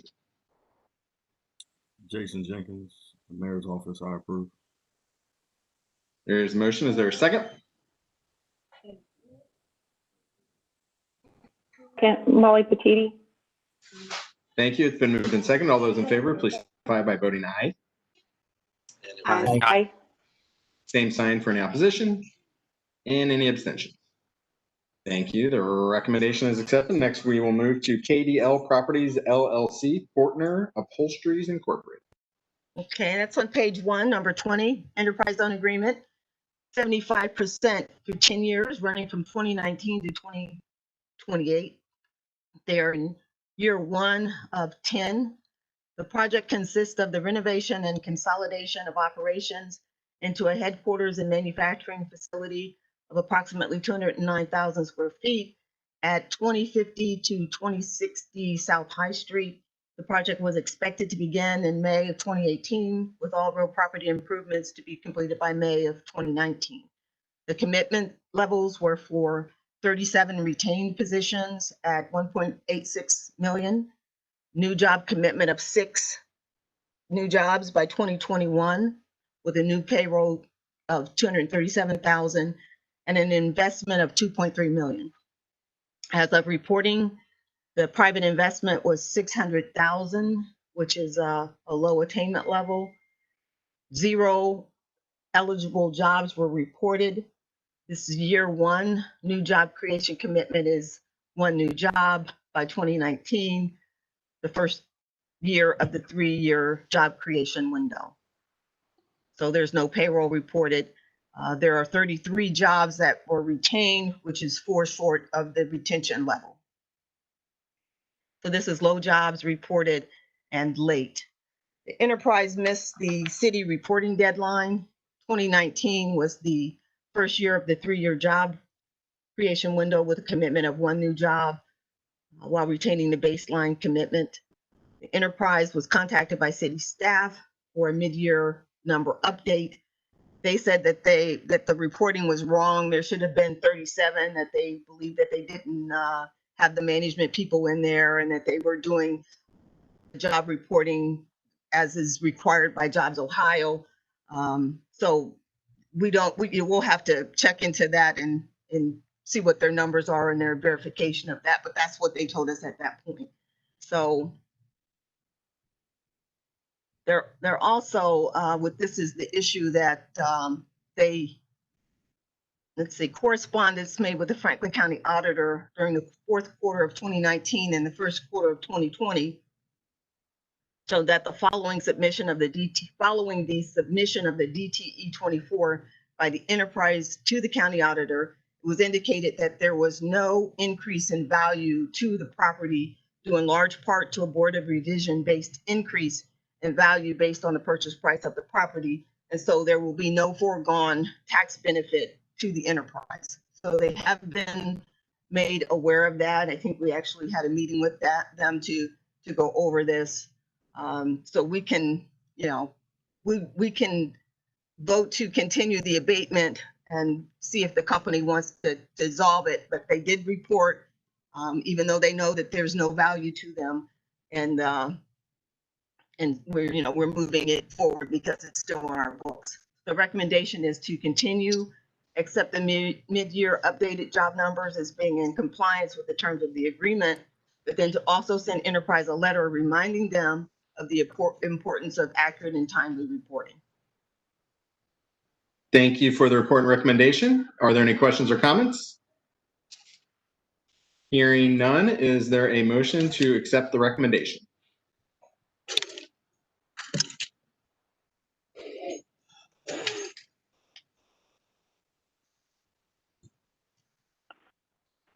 So moved, Molly Petiti. I'll take the second on that. Molly with the motion, Mr. Jenkins with the second. All those in favor, please signify by voting aye. Aye. Aye. Aye. Same sign for any opposition and any needs for abstention. Thank you all. The recommendation is accepted. Next, we will move to Hubbard Park Place LLC. Okay, this is on page 2, number 27, enterprise on agreement, 75% 10-year abatement running from 2019 to 2028. It's year 1 of 10-year abatement. The project consists of the establishment of new Class A office space consisting of approximately 12,000 square feet at 797 North Wall. A total project involves a total investment of approximately $33 million to construct a 211 total square foot mixed use facility. The project was expected to begin July 2016 and to be completed by January of 2018. The commitment levels were for 4 new jobs by 2020 with a payroll of 160,000, 0 retained jobs, and an investment of 1.26 million. As of the current report, $40.5 million in investment was reported, which is likely the total investment as opposed to the portion that we're doing. 0 new jobs were reported for year 2. The year 2 new job creation commitment was for 3 years. By 2019, the second year of the 3-year window. So of course there was 0 payroll and no retained jobs. The situation is low jobs, and we probably need to correct the investment number since they're using the full amount for the total investment as opposed to the commercial part that we're looking at. 2019 was the second year of the 3-year window with a commitment of 3 new jobs needed. There were no tenant reports received, although the enterprise indicated that a tenant named Tenfold had thought that they had sent a report straight to us, but we did not receive that. So they do have someone in there. Construction payroll was reported, even though the abatement is in place. So the recommendation on this is that we continue the abatement and send enterprise a letter requesting a jobs plan outlining the process for attaining 4 newly created jobs by 2020, and to provide a commercial space only private investment number, as well as be advised of the importance of timely and accurate reporting. Thank you for the report and recommendation. Are there any questions or comments from members of the board? Hearing none, is there a motion to accept the recommendation? So moved, Bill. Second, Andrew Dyer, City Council. Thank you. It's been moved in second. All those in favor, please signify by voting aye. Aye. Aye. Aye. Same sign for the opposition and any need for abstention. Thank you. The recommendation is accepted. We will move to what I believe is our final report, the Huntington National Bank. Yeah, it's the final one. Okay, so this is page 2, number 28, enterprise owned agreement, 75% for 10 years, running from 2018 to 2027. They're in year 2 of a 10-year abatement. The project consists of the renovation of a vacant commercial facility, the old Meyer grocery store, of approximately 212,000 square feet at 55 Cleveland Avenue, where they would consolidate, expand, and relocate their operations. The project was expected to begin in June 2017, completed by December 2017, retained job commitments of 1,179 jobs, with a retained payroll of 48.8 million.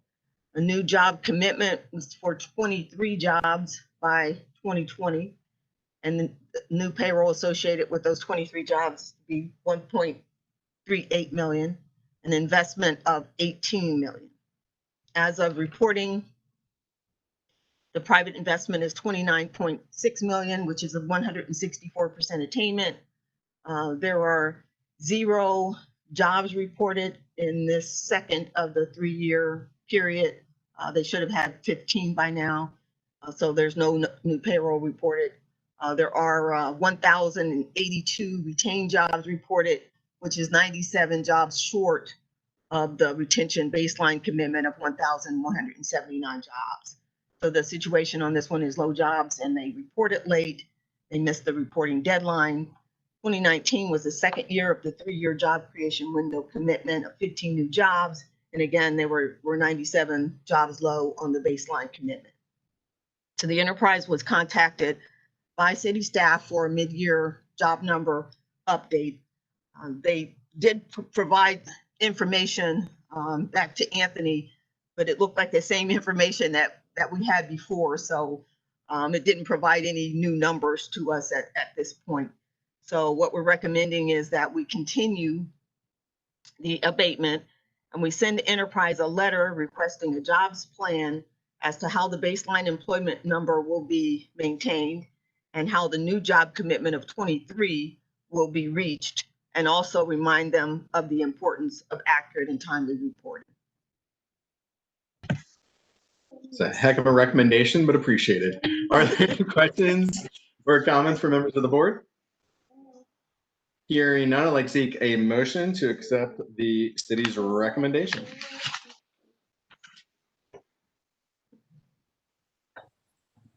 So move. Anybody?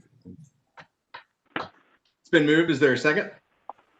Second, Molly Petiti. Thank you both. It's been moved and seconded. All those in favor, please signify by voting aye. Aye. Aye. Same sign for any opposition. And any need for abstentions. Hearing none, the recommendation is accepted. Seeing no other items on my agenda, is there any other business before today's Turk?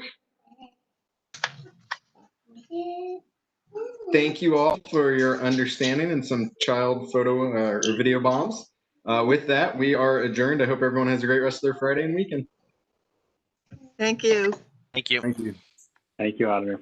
Thanks, everyone. Thanks, everyone. Thank you. Thanks, everyone. Thank you.